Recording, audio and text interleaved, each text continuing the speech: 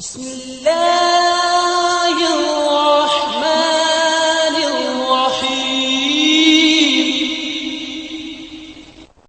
वालेकुम dear students, this is doctor Hamza Tanzeel and आज हम लोगों ने जो डिस्कस करना है वो हम लोगों ने डिस्कस करना है second chapter second year class का स्पॉट एंड मूवमेंट के शॉर्ट क्वेश्चंस और उसके एमसीक्यूज़ को। तो स्टूडेंट्स सबसे पहले हम स्टार्ट करेंगे शॉर्ट क्वेश्चंस को, वो शॉर्ट क्वेश्चंस जो कि पास पेपर्स में ज़्यादातर आते हैं इस चैप्टर में से और मोस्ट फ्रिक्वेंटली एग्जामिनर जो है इनसे आपसे पूछता है। तो आज हम डिस्कस करेंगे कि ये कौन से शॉर्ट क्वेश्चंस हैं और उन्हें किस तरह से अटैम्प्ट करना है और उनके राइट आंसर्स क्या हैं। तो डियर स्टूडेंट्स सबसे पहले क्वेश्चन नंबर 1 की तरफ हम चलते हैं। क्वेश्चन नंबर 1 जो है वो हमारे पास है, define tonoplast and how it's help in the maintenance of turgor pressure. ये क्वेश्चन एमसीक्यूज में भी बहुत दफ़ा आता है कि व्हाट इज़ टोनोप्लास्ट, और शॉर्ट क्वेश्चन में भी बहुत दफ़ा रिपीट हुआ है, लेकिन शॉर्ट क्वेश्चन में एक एडिशनल चीज़ इसमें पूछी जाती है, वो ये है कि how it's help in the maintenance of turgor pressure. तो डियर स्टूडेंट सबसे पहले हम इसके डेफिनेशन देखेंगे कि टोनोप्लास्ट होता क्या है। The membrane that bounds vacuole is called tonoplast. मतलब वो मेम्ब्रेन जो कि वैक्यूल के बाउंड करती है, जो वैक्यूल के इर्द गिर्द होती है, उसको क्या बोला जाता है? टोनोप्लास्ट। हम जानते हैं कि वैक्यूल एक स्ट्रक्चर है जो कि प्लांट सेल्स के अंदर बड़ा प्रोमिनेंट एग्जिस्ट कर रहा होता है और इसके इर्द गिर्द एक मेम्ब्रेन है, एक वॉल है जिसको किसी चीज़ का नाम दिया जा रहा है टोनोप्लास्ट। जिस तरह हम कहेंगे कि सेल के इर्द गिर्द जो मेम्ब्रेन है उसे हम सेल मेम्ब्रेन कहते हैं, इसी तरह वैक्यूल के इर्द गिर्द जो मेम्ब्रेन एग्जिस्ट करती है उसे हम क्या नाम दे रहे होते हैं? टोनोप्लास्ट का नाम दे रहे होते हैं। अब now question is that how it helps in the maintenance of turgor pressure. अब ये टर्गर प्रेशर को मेंटेन करने में हेल्प कैसे करती है? तो ये स्टूडेंट्स ये थोड़ा लॉजिकल है, इसको ज़रा ध्यान से सुनने कि इसका आंसर क्या होगा। तो यहाँ पे क्या लिख रहा है कि tonoplast which contains a number of active transport system that pump ions into the vacuole और वैक्यूलर कंपार्टमेंट। वो कह रहा है कि जो टोनोप्लास्ट है ना, टोनोप्लास्ट के ऊपर क्या मौजूद है? एक्टिव ट्रांसपोर्ट सिस्टम पंप्स मौजूद हैं। एक्टिव ट्रांसपोर्ट सिस्टम्स के पंप्स अवेलेबल हैं। ये पंप्स क्या करते हैं? ये आयंस को साइटोप्लाज्म में से पकड़ते हैं और साइटोप्लाज्म में से पकड़ के वैक्यूल के कंपार्टमेंट के अंदर क्या करते हैं? पुश करते हैं, पंप करते हैं। अगेन मैं बता रहा हूँ कि जो टोनोप्लास्ट है, टोनोप्लास्ट के ऊपर एक्टिव ट्रांसपोर्ट पंप्स अवेलेबल हैं। ये पंप्स क्या करते हैं? ये आयंस को साइटोप्लाज्म से उठाते हैं और साइटोप्लाज्म से उठा के वैक्यूल के कंपार्टमेंट के अंदर इसको पुश करते हैं। अब जब स्टूडेंट्स आयंस जो हैं वो वैक्यूल के कंपार्टमेंट्स में जाएंगे, जब आयंस वैक्यूल के अंदर जाएंगे तो वैक्यूल में जाने के बाद क्या होगा कि जो वैक्यूल का इनर कंपार्टमेंट होगा वो हमारे पास क्या हो जाएगा? हाइपरटोनिक। हाइपरटोनिक से मुराद है कि उसके अंदर सल्यूट की कंसनट्रेशन ज़्यादा हो जाएगी और पानी की कंसनट्रेशन उसके अंदर कम हो जाएगी। इन रिस्पेक्ट अगर हम साइटोप्लाज्म की बात करें तो साइटोप्लाज्म वैक्यूल के कंपार्टमेंट के लिहाज से क्या हो जाएगा? हाइपोटोनिक, क्योंकि सारे आयंस जो है वो साइटोप्लाज्म से तो वैक्यूल के कंपार्टमेंट में भेज दिए गए, तो साइटोप्लाज्म के अंदर आयंस तो कम हो जाएंगे, इस लिहाज से साइटोप्लाज्म क्या हो जाएगा? हाइपोटोनिक, और इसके अंदर सल्यूट की कंसनट्रेशन कम हो जाएगी और पानी की कंसनट्रेशन उसके अंदर ज़्यादा हो जाएगी, जिसकी वजह से जो वाटर है वो मूव करेगा from cytoplasm to the compartment of vacuole. और जब वो पानी साइटोप्लाज्म से वैक्यूल के कंपार्टमेंट में जाएगा, जिसके रिजल्ट में क्या होगा कि वैक्यूल टर्जिड हो जाएगा, और जब वैक्यूल टर्जिड हो जाएगा, वैक्यूल के अंदर जब वाटर प्रेशर जनरेट होगा तो वही वाटर प्रेशर जो है वो प्लांट सेल्स को टर्जिड करने में क्या करेगा? हेल्प करेगा। तो हम लोग अक्सर ये बात पढ़ते थे कि वैक्यूल जो है ये प्लांट सेल्स का टर्गर प्रेशर मेंटेन करने में हेल्प करते हैं। तो उसकी बेटा जो लॉजिक है वो यही है कि जो वैक्यूल की मेम्ब्रेन होती है उसे क्या बोला जाता है? टोनोप्लास्ट। इस टोनोप्लास्ट के ऊपर एक्टिव ट्रांसपोर्ट पंप्स अवेलेबल होते हैं। ये आयंस को साइटोप्लाज्म से उठाते हैं और वैक्यूल के चैम्बर या कंपार्टमेंट के अंदर इसको पुश कर देते हैं, जिस वजह से उसका इनर कंपार्टमेंट हाइपरटोनिक हो जाता है, साइटोप्लाज्म हाइपोटोनिक होता है। तो जो वाटर है वो हाइपोटोनिक से हाइपरटोनिक इन्वायरमेंट की तरफ जाता है, जिससे वैक्यूल के अंदर वाटर पोटेंशियल ज़्यादा हो जाता है और सेल प्लांट का टर्जिड हो जाता है। Option on you clear the answer कि टोनोप्लास्ट ही वो मेम्ब्रेन है वैक्यूल की जो कि टर्जिडिटी मेंटेन करने में क्या करती है? हेल्प करती है प्लांट सेल्स की। Next question, what are tracheids and sclereids. ये क्वेश्चन स्टूडेंट्स बहुत बहुत बहुत इंपॉर्टेंट है। ये बोर्ड के अंदर बहुत ज़्यादा दफ़ा पूछा गया है कि what are tracheids and sclereids. ये स्टूडेंट्स ये टाइप्स हैं सैक्लोरेनकाइमा सेल्स की। आप लोगों ने पढ़ा था कि प्लांट्स के अंदर दो तरह के सपोर्टिंग सेल्स होते हैं, कॉलनकाइमा सेल्स एंड सैक्लोरेनकाइमा सेल्स। जो बेबी प्लांट्स को सपोर्ट प्रोवाइड करते हैं वो कॉलनकाइमा सेल्स होते हैं, जो अडल्ट प्लांट को सपोर्ट प्रोवाइड करते हैं वो सैक्रोनकाइमा सेल्स होते हैं। फिर आपने पढ़ा था कि सैक्रोनकाइमा सेल्स 3 तरह के होते हैं, फाइबर्स, सैक्रोराइड्स और वेजल्स। फाइबर्स का ही सेकंड नेम क्या था? ट्रैक्योइड्स। तो अब हम ये देखेंगे कि ट्रैक्योइड्स क्या होते हैं। वो कह रहे हैं कि these are long and cylindrical. पहले तो उनके अपेयरेंस बता रहे हैं कि ये लॉन्ग होते हैं और सिलेंड्रिकल होते हैं।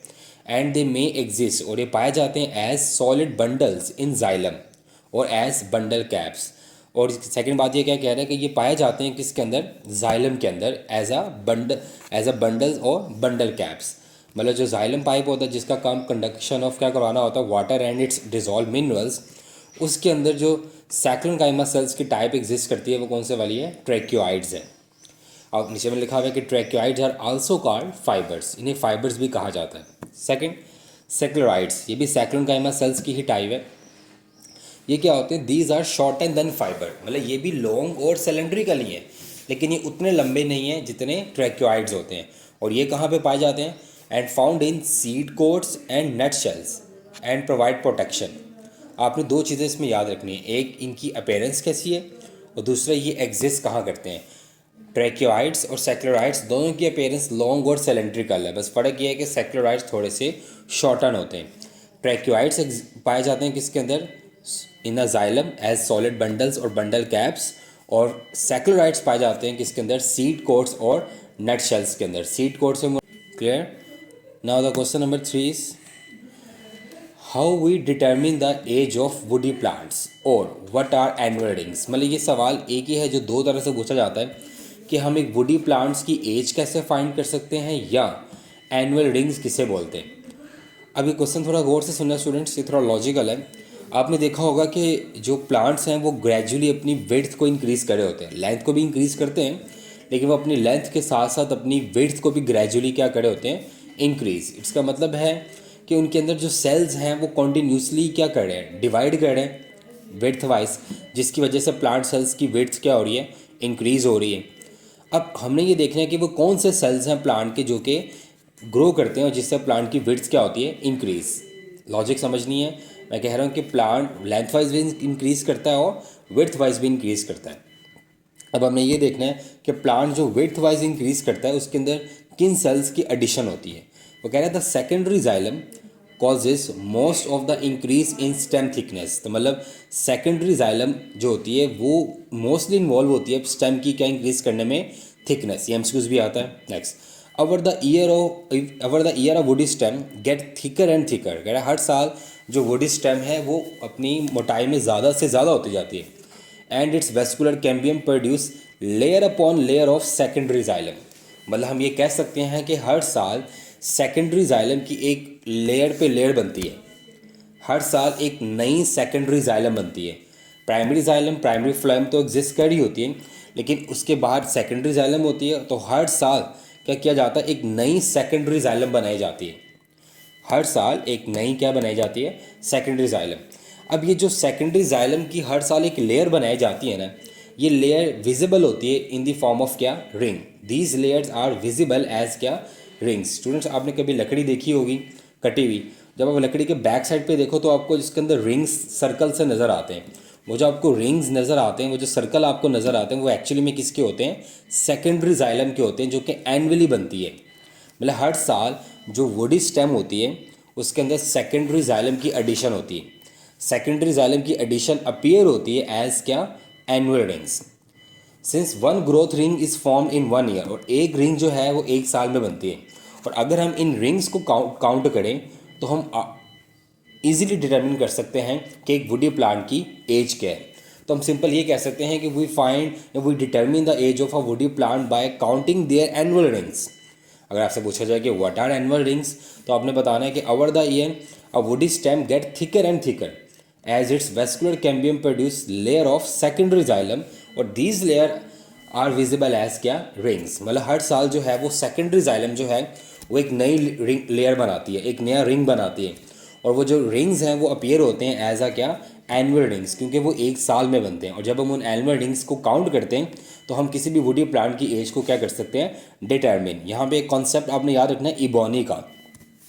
अब आपके माइंड में आना चाहिए कि सर चले हमने मान लिया कि एक नई सेकेंडरी जाइलम हर साल बन रही है जो कि कंडक्शन ऑफ क्या करेगी? सैप।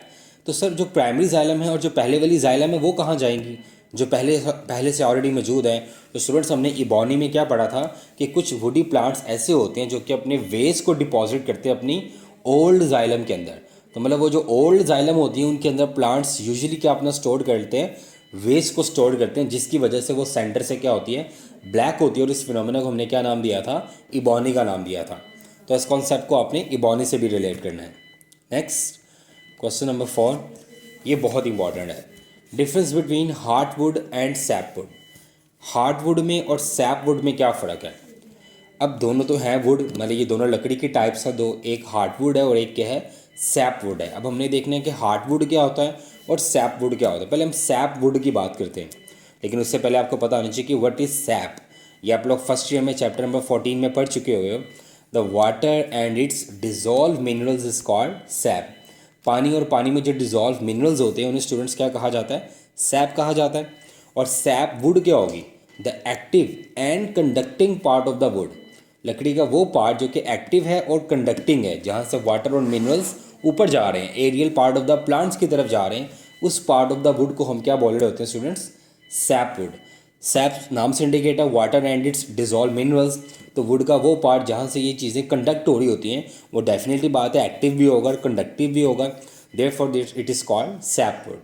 अब सेकेंड है हार्ड वुड।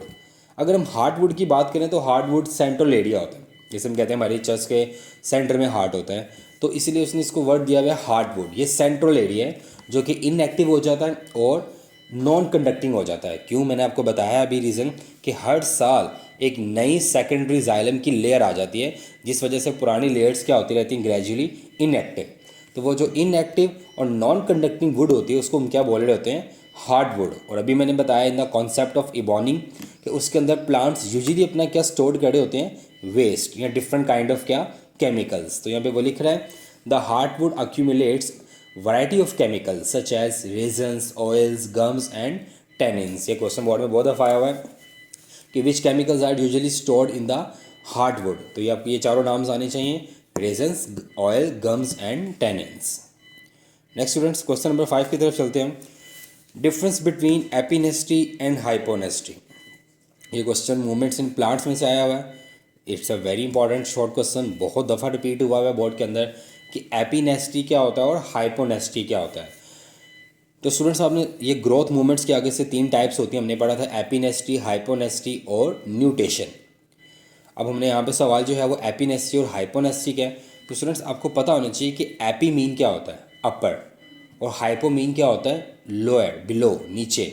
तो एपिनेस्टी क्या होगा, अब इसको हम देख लेते हैं। कह रहे हैं कि इट इज़ शोन बाय, मतलब ये मूवमेंट कौन करते हैं, it is shown by leaves, petals, etc. मतलब ये मूवमेंट सबसे पहले किन में होती है, लीव्स में होती है और पेटल्स में होती हैं। इसके अंदर होता क्या है, the upper surface of leaf in bud condition show more growth. मतलब इसके अंदर अगर एक लीफ है तो उसकी अपर जो बर्ड्स होते हैं उसके अंदर ग्रोथ क्या होती है, ज़्यादा होती है as compare with the lower surface, इसलिए तो इसका नाम एपिनेस्टी है। एपी मीन मैंने क्या बताया अभी, अपर, कि इसके अंदर लीफ के अपर बर्ड्स की ग्रोथ क्या होगी, ज़्यादा होगी एज़ कम्पेयर टू क्या, lower. Therefore it is called epinasty. और इस वजह से क्या होगा, this lead to opening of bud, इससे लीफ का बर्ड क्या होगा, ओपन होगा। जैसे एक बर्ड से अगर एक लीफ बनना है, उसने ओपन होना है, तो उसको अंदर जो मूवमेंट होती है दैट इज़ कॉल्ड एपिनेस्टी, क्योंकि उसकी अपर साइड ज़्यादा ग्रो करेगी एज़ कम्पेयर टू लोअर, जिसकी वजह से वो लीफ क्या होगा, ओपन हो जाएगा और बर्ड जो है वो ग्रो करेगा ज़्यादा। सेकेंड है हाइपोनेस्टी। हाइपो का मीनिंग क्या होता है, नीचे, बिलो। तो ये जाहिर सी बात है, आपको नाम से इंडिकेट हो रहा है कि ये सर इसका उल्टा होगा। If growth in the lower surface of the leaf in bud condition is more than that of the upper surface then the bud will remain close. मतलब अगर आपके लीफ की लोअर सरफेस पे ग्रोथ ज़्यादा है as compare to upper surface, तो उसको हम क्या नाम देंगे, हाइपोनेस्टी। और जाहिर सी बात है, जब लोअर साइड पे ग्रोथ ज़्यादा होगी तो लीफ ऑटोमेटिकली क्या होगा, क्लोज होगा।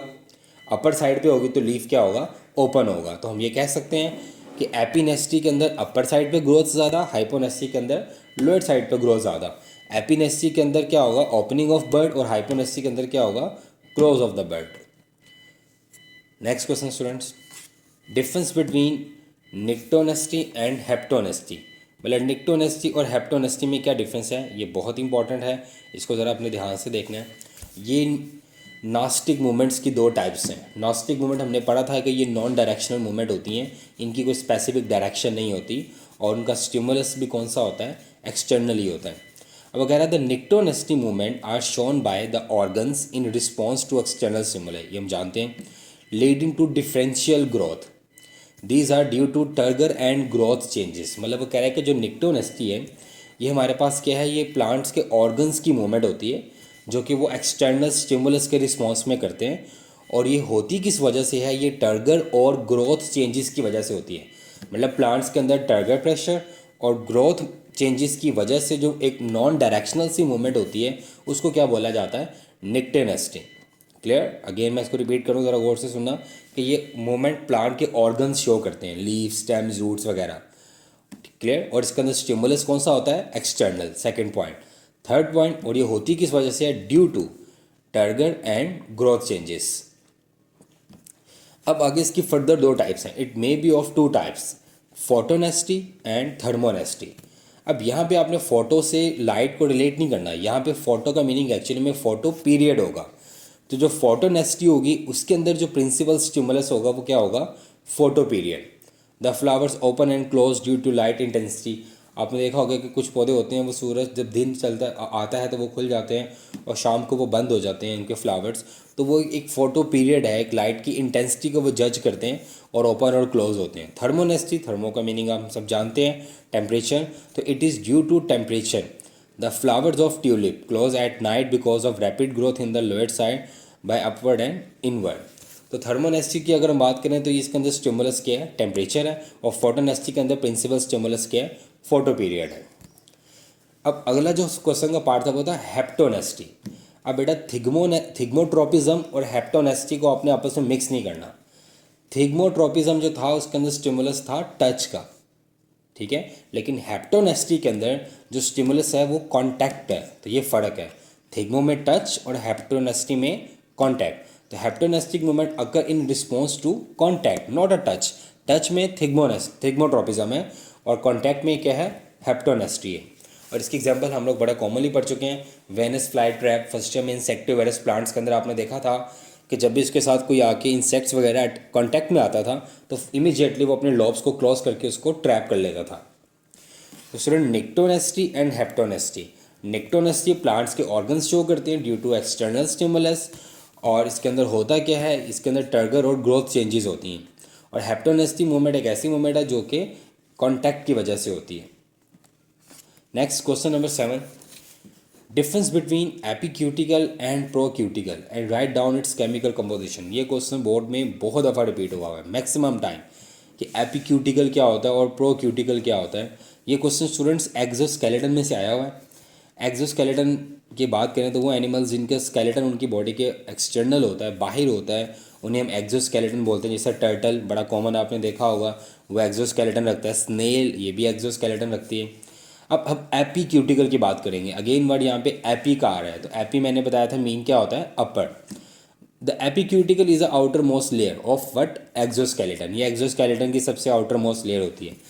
अब ये बनी किससे होती है, because it is made up of vaccine lipoprotein. ये बनी किससे होती है, वैक्सी लिपोप्रोटीन से। वैक्सी लिपोप्रोटीन से बनी होती है, तो इससे इसको फ़ायदा क्या होता है, तो ये इम्परमिएबल होती है किससे, वाटर से, और बॉडी को बचाती है किस चीज़ से, माइक्रो ऑर्गेनिज्म से, और किससे, इंसेक्ट्स वगैरह से, क्योंकि ये स्केलेटन बॉडी के बाहर होता है। और इसकी सबसे आउटर लेयर जो है वो कौन सी वाली है, एपीक्यूटिकल है, और वो बनी किस चीज़ से है, वैक्सी लिपोप्रोटीन से। तो ये क्या करती है, ये एक्ट करती है as a barrier for what, water and microorganisms. उसके बाद है प्रोक्यूटिकल। प्रोक्यूटिकल की बात करें तो एपिक्यूटिकल के बिलो जो लेयर होती है उसे हम क्या बोलते हैं, प्रोक्यूटिकल। तो हम क्या कहेंगे कि below the epicuticle the layer is found which is known as procuticle. मतलब एपिक्यूटिकल के नीचे एक लेयर होती है जिसे हम किस चीज़ का नाम दे रहे होते हैं, प्रोक्यूटिकल का। अब ये जो प्रोक्यूटिकल है इसकी अगर हम कंपोजिशन की बात करें तो इसको हम क्या कह सकते हैं, the procuticle is composed of number 1 chitin, tough, leathery, polysaccharides and several kinds of protein.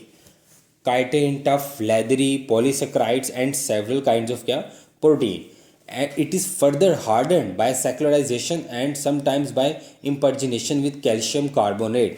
और उसको मज़ीद स्ट्रॉन्ग करने के लिए उसके अंदर एक और केमिकल ऐड किया जाता है जो कि कौन सा होता है, calcium carbonate. And it is a very important MCQ कि एक्जोस्केलेटन को मज़ीद हार्ड करने के लिए जो केमिकल उसके अंदर ऐड किया जाता है वो कौन सा है, तो the chemical is calcium carbonate.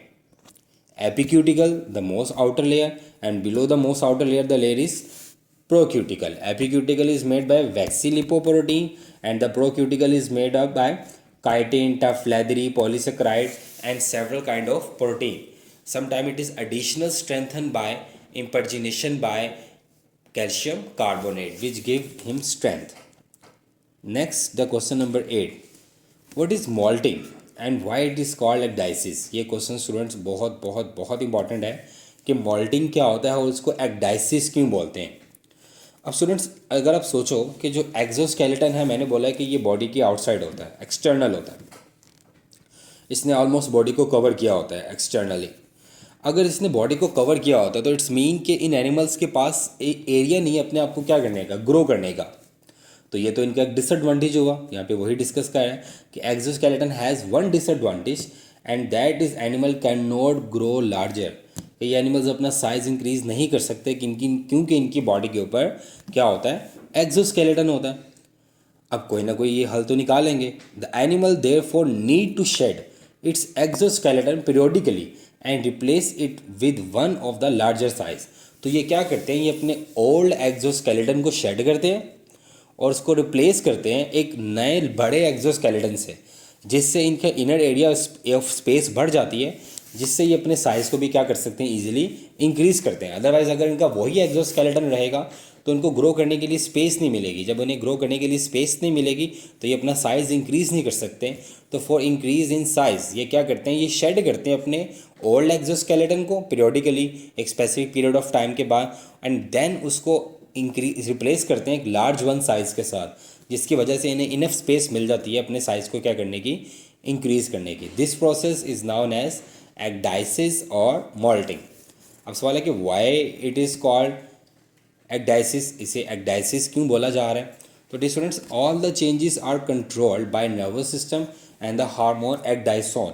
ये जो पीरियोडिकली ओल्ड एक्सोस्केलेटन को साइड पे करना है और एक नया एक्सोस्केलेटन बनाना है जिसका साइज़ बड़ा होगा, ये सारी चीज़ें उसकी बॉडी के कंट्रोल में होती हैं। किस पार्ट के, नर्वस सिस्टम, और एक हार्मोन है जिसका नाम स्टूडेंट्स क्या होता है, ecdysone। आपसे ये क्लियर होगा कि क्योंकि इसके अंदर एक हार्मोन इन्वॉल्व होता है जिसे हम ecdysone बोल रहे होते हैं, therefore this process is called ecdysis। Now students, question number 9, ये बहुत इंपॉर्टेंट है एमसीक्यूज़ के लिए भी और शॉर्ट क्वेश्चन भी बहुत दफ़ा बोर्ड में आता है। Name the major bone cells and mention its function, कि बोन सेल्स कितनी तरह के होते हैं और उनके फंक्शन क्या होते हैं। तो स्टूडेंट्स, आप लोगों ने पढ़ा हुआ कि 3 तरह के बोन सेल्स होते हैं। There are 3 types of bone cells. अब वो 3 टाइप्स ऑफ बोन सेल्स कौन से वाले हैं, number 1 osteoblast, number 2 osteocyte and number 3 osteoclast. Students, आपने याद रखना कि जो वर्ड ओस्टियो है is a terminology use for bone. तो जब भी ओस्टियो का वर्ड आएगा इट्स मीन के ये बोन के बारे में कहीं ना कहीं कोई बात हो रही है। तो ओस्टियोब्लास्ट ये वो सेल हैं जो स्टूडेंट्स बोन बनाते हैं। बोन फॉर्मिंग सेल्स को क्या बोलते हैं, ओस्टियोब्लास्ट। और ओस्टियोसाइट्स क्या होते हैं, ये बोन मैच्योरिंग सेल्स होते हैं। जो मैच्योर बोन्स के सेल्स होते हैं उन्हें क्या बोलते हैं, ओस्टियोसाइट्स। और ओस्टियोक्लास्ट ये बोन डिजॉल्विंग सेल्स होते हैं। वेन एवर कोई फ्रैक्चर में जब होता है तो उस फ्रैक्चर में जो हमारी बोन्स के पीसीज हो जाते हैं उन पीसीज को डिज़ोल्व करना काम किसका होता है, ओस्टियोक्लास्ट। बोन सेल्स बनाना काम किसका होता है, ओस्टियोब्लास्ट। और बोन मैच्योर सेल्स कौन से होते हैं, osteocytes. Now question number 10, name the bones of skulls and also differentiate the paired and unpaired. Dear students, ये क्वेश्चन बहुत तरह से घूम के आता है। Name the bone of skulls, name the bones of skull which are in paired, which are in unpaired. तो students, इस क्वेश्चन को आपने बहुत बहुत अच्छे से अंडरस्टैंड करना है कि बोन्स ऑफ स्कल्स कौन सी हैं, उनमें से पेयर्ड कौन सी हैं और अनपेयर्ड कौन सी हैं, ये सारी आपको अच्छे तरीके से पता होना चाहिए। अगर स्टूडेंट्स हम स्कल की बात करें तो स्कल को हमने 2 पार्ट में डिवाइड किया हुआ है। स्कल को हमने 2 पार्ट में डिवाइड किया हुआ है। एक इसका पार्ट है क्रेनियम और एक इसका पार्ट है फेशियल। स्टूडेंट्स, जो आपका ब्रेन वाला एरिया है ना, आपके फोर हेड से लेकर पीछे बैक तक जो आपका जहाँ पे आपका ऑक्सीपिटल एरिया, जहाँ पे आपकी नेक स्टार्ट होती है, ये सारा ऊपर वाला एरिया आपका क्रेनियम है, जिसके अंदर आपका ब्रेन पड़ा हुआ है। और आपकी आईब्रो से लेकर आपकी चिन तक आपका ये एरिया कौन सा वाला, आपका फेशियल है। तो अगर हम पहले बात करते हैं क्रेनियम की, वो कह रहा है कि क्रेनियम के अंदर टोटल 8 हड्डियाँ होती हैं। कितनी हड्डियाँ होती हैं? 8। उनमें से 4 अनपेयर्ड हैं और 2 पेयर्ड हैं। ये बात याद रखनी है, 4 उसमें से क्या हैं? अनपेयर्ड है, और 2 उसमें से क्या हैं? पेयर्ड है। अब अगर हम बात करें उनमें से जो पेयर्ड हैं और अनपेयर्ड हैं वो कौन कौन सी हैं, सबसे पहले हम इसके अंदर अनपेयर्ड की बात करेंगे। अनपेयर्ड की, ठीक है। अनपेयर्ड में सबसे पहले आपके जो माथे की हड्डी है वो फ्रंटल है। उसके बाद इस माथे के बिल्कुल बैक साइड पे, जहाँ पे अक्सर आपको थप्पड़ पड़ता है सर में, उसे बोलते हैं ऑक्सीपिटल बोन। ये भी अनपेयर्ड है। फ्रंटल अनपेयर्ड है, और इसकी बैक साइड पे, बिल्कुल बैक साइड पे वो कौन सी है? ऑक्सीपिटल। और उसके बाद एक बोन है जो कि आपकी कनपट्टी भी होती है, जहाँ पे, जिसे हम गन पॉइंट भी बोलते हैं, स्फीनॉइड। और यहाँ पे एक और बोन है जिसको क्या बोलते हैं? एथमॉइड। ये 4 बोन्स अनपेयर्ड है, फ्रंटल, ऑक्सीपिटल, स्फीनॉइड, और सेकंड कौन सी है? एथमॉइड। तो 4 अनपेयर्ड हो गई। अब पेयर्ड कौन कौन सी हैं स्टूडेंट्स? ये जो आपके कान के ऊपर वाली साइड पे 2 हड्डियाँ हैं ब्रेन की, क्रेनियम की, इन्हें बोलते हैं टेम्पोरल। तो एक लेफ्ट साइड पे है और एक राइट साइड पे है, तो ये एक अनपेयर्ड है, सॉरी पेयर्ड बोन्स हैं, टेम्पोरल। और सबसे ऊपर जो आप बीच का मांग निकालते हो, चीड़ निकालते हो, एक लेफ्ट साइड पे और एक राइट साइड पे बाल आपके अलाइन हो जाते हैं, तो यहाँ पे भी 2 ऊपर हड्डियाँ हैं, उन्हें बोलते हैं प्राइटल। तो प्राइटल जो सबसे प्रायोरिटी पे है, टॉप पे आपकी हड्डी है, एक लेफ़्ट और एक राइट पेयर्ड है। टेम्पोरल एक लेफ़्ट और एक राइट है, ये पेयर्ड है। अनपेयर्ड कौन सी हैं? फ्रंटल जो सामने पे बिल्कुल नज़र आ रही है आपको, ऑक्सीपिटल जो आपके बिल्कुल बैक पे है स्कल के, जो आपको पीछे अक्सर थप्पड़ मारते हैं यहाँ पे जब, और जो आपकी गन पॉइंट्स की बोन है वो कौन से? स्फीनॉइड और एथमॉइड। ये तो हो गया आपका कौन सा पार्ट? क्रेनियम।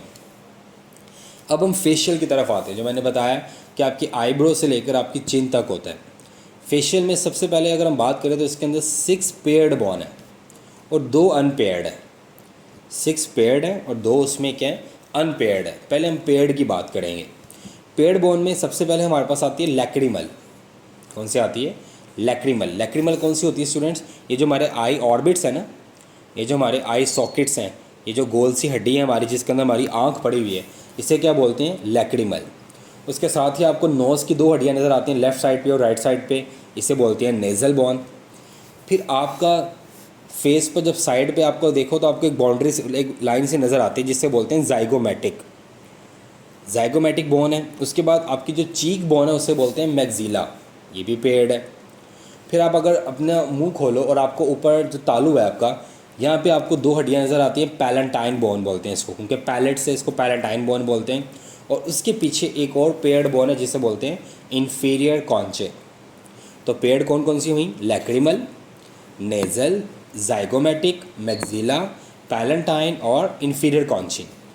अब अनपेयर्ड की बात करें तो ये जो हमारा लोअर जॉ है, मैंडिबल, जबड़ा, ये अनपेयर्ड है। और हमारे नेज़ल बोन के नीचे एक बोन होती है जिसे बोलते हैं वोमर, ये अनपेयर्ड है। तो स्टूडेंट्स आपको ये नाम याद करने हैं। वो किसी भी तरह से इस क्वेश्चन को घुमा के आपसे पूछ सकता है कि फेशियल की पेयर्ड कौन सी बोन है, क्रेनियम की पेयर्ड कौन सी हैं, अनपेयर्ड कौन सी हैं। तो आपको प्रिपेयर होना चाहिए कि कौन सी पेयर्ड हैं, कौन सी अनपेयर्ड हैं, पेयर्ड है तो क्यों है, अनपेयर्ड है तो क्यों है। नेक्स्ट क्वेश्चन की तरफ हम चलते हैं। तो क्वेश्चन नंबर 11 है students, name the region of vertebral column along with the number of bones. ये जो हमारा वर्टिब्रल कॉलम है उसके रीजन्स के नाम बताने हैं हमने, ठीक है। और ये भी बताना है उसमें टोटल कितनी कितनी हड्डियाँ हैं।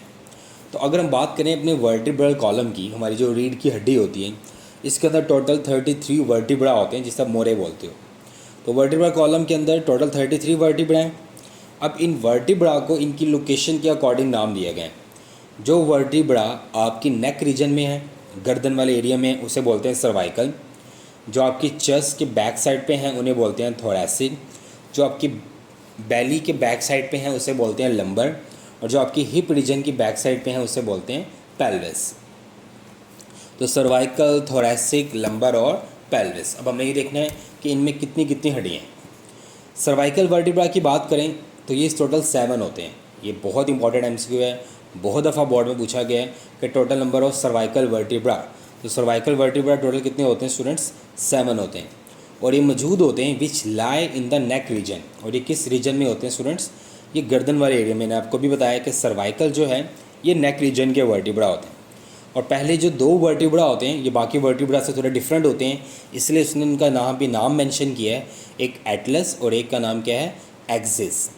पहले वर्टिब्रा का नाम क्या होता है? एटलस। सेकंड का नाम क्या है? एक्सिस है।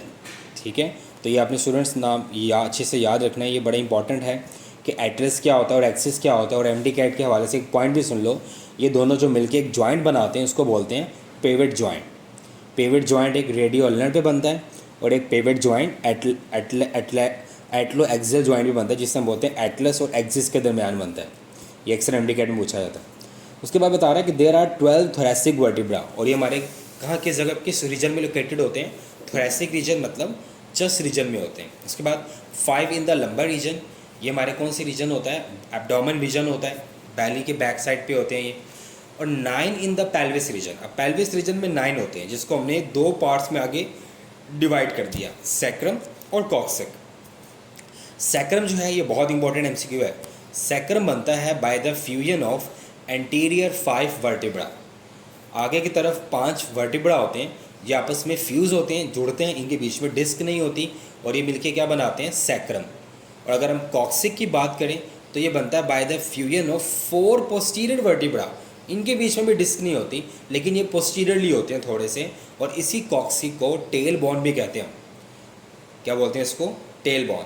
ठीक है, तो पेल्विस 2 पार्ट में डिवाइड हुआ, सैक्रम और कॉक्सिक।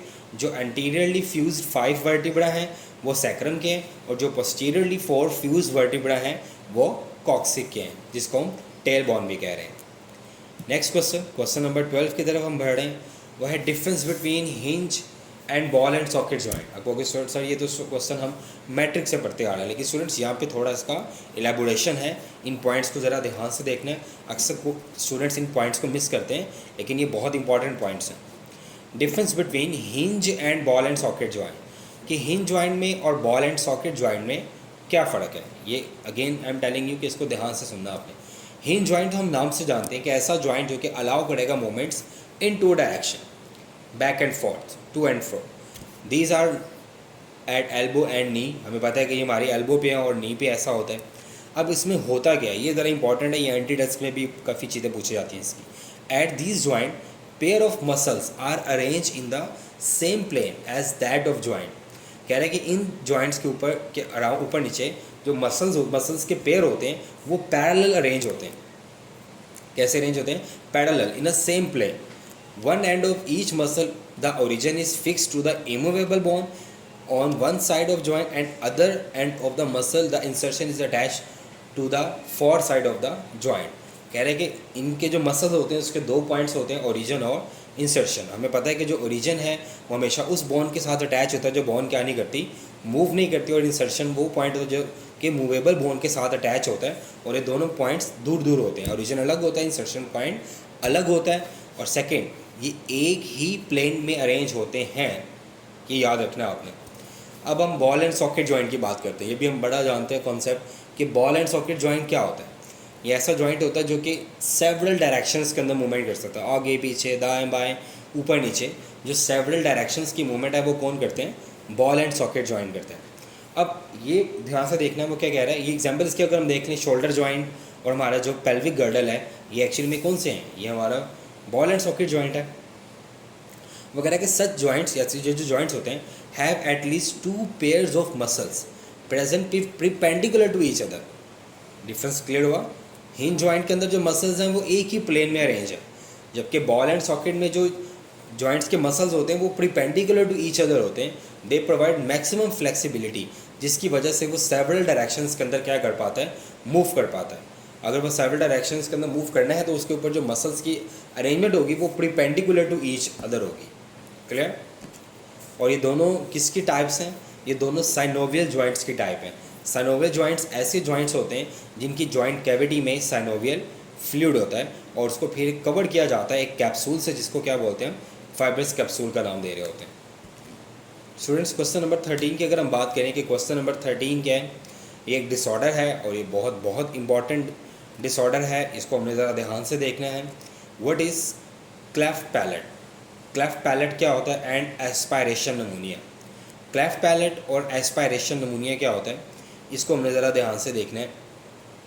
तो स्टूडेंट्स अगर हम क्लेफ्ट पैलेट और एस्पायरेशन नमूनिया की बात करें कि क्लेफ्ट पैलेट और एस्पायरेशन नमूनिया क्या होता है, क्लेफ्ट बोलते हैं कटा हुआ और पैलेट किसे बोलते हैं, तालू। तो जो कटा हुआ तालू है उसे क्या बोलते हैं स्टूडेंट्स, क्लेफ्ट पैलेट। अब ये कटा हुआ तालू से क्या मुराद है, इसको मेडिकली कैसे देखेंगे अभी हम बताते हैं। कह रहे हैं ये एक ऐसी कंडीशन है जिसके अंदर पैलेंटाइन प्रोसेसेस ऑफ मैक्सिला, आप अगर देखो तो मैंने भी आपको बताया कि आपकी पैलेंटाइन बोन पेयर्ड में है, लेफ्ट साइड और राइट साइड, बीच में एक बाउंड्री है, ठीक है। अब अगर आप अपने अपर लिप को कभी देखो ना, अपने ऊपर वाले होंठ को देखो, तो आपको इसके सेंटर में एक लाइन नज़र आती है।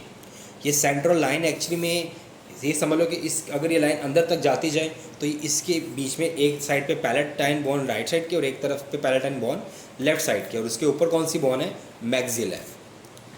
अब वो क्या कह रहे हैं, कह रहे हैं कि condition in which palatine process of maxilla and palatine bone fails to fuse, मतलब इसके अंदर क्या होता है कि लेफ़्ट साइड और राइट साइड के जो हमारे पास क्या होते हैं processes of palatine, processes of क्या, मैक्सिला एंड पैलेंटाइन बोन, ये आपस में क्या नहीं होते, फ्यूज़ नहीं होते। ये समझ लो कि जो पैलेंटाइन बोन लेफ़्ट साइड की है और जो पैलेंटाइन बोन राइट साइड की है, और जो मैक्सिलरी प्रोसेस राइट साइड के और जो मैक्सिलरी प्रोसेस के हैं लेफ़्ट साइड के, ये दोनों आपस में ठीक से क्या नहीं होते, फ्यूज़ नहीं होते, जुड़ते नहीं हैं, जिसकी वजह से क्या होता है, सुराख इनके दरमियान में एक सुराख आ जाता है।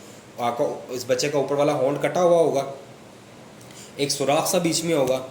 अब स्टूडेंट्स आपने ज़रा एक एनालिसिस करना है कि अगर सुराख होगा, आप अगर गौर से देखो तो आपकी जो पैलेंटाइन बोन है ना स्टूडेंट्स, तो ये अल्लाह ताला ने एक दीवार बनाई है आपकी नेज़ल कैविटी और आपकी ओरल कैविटी को एक दूसरे से अलग अलग करने के लिए।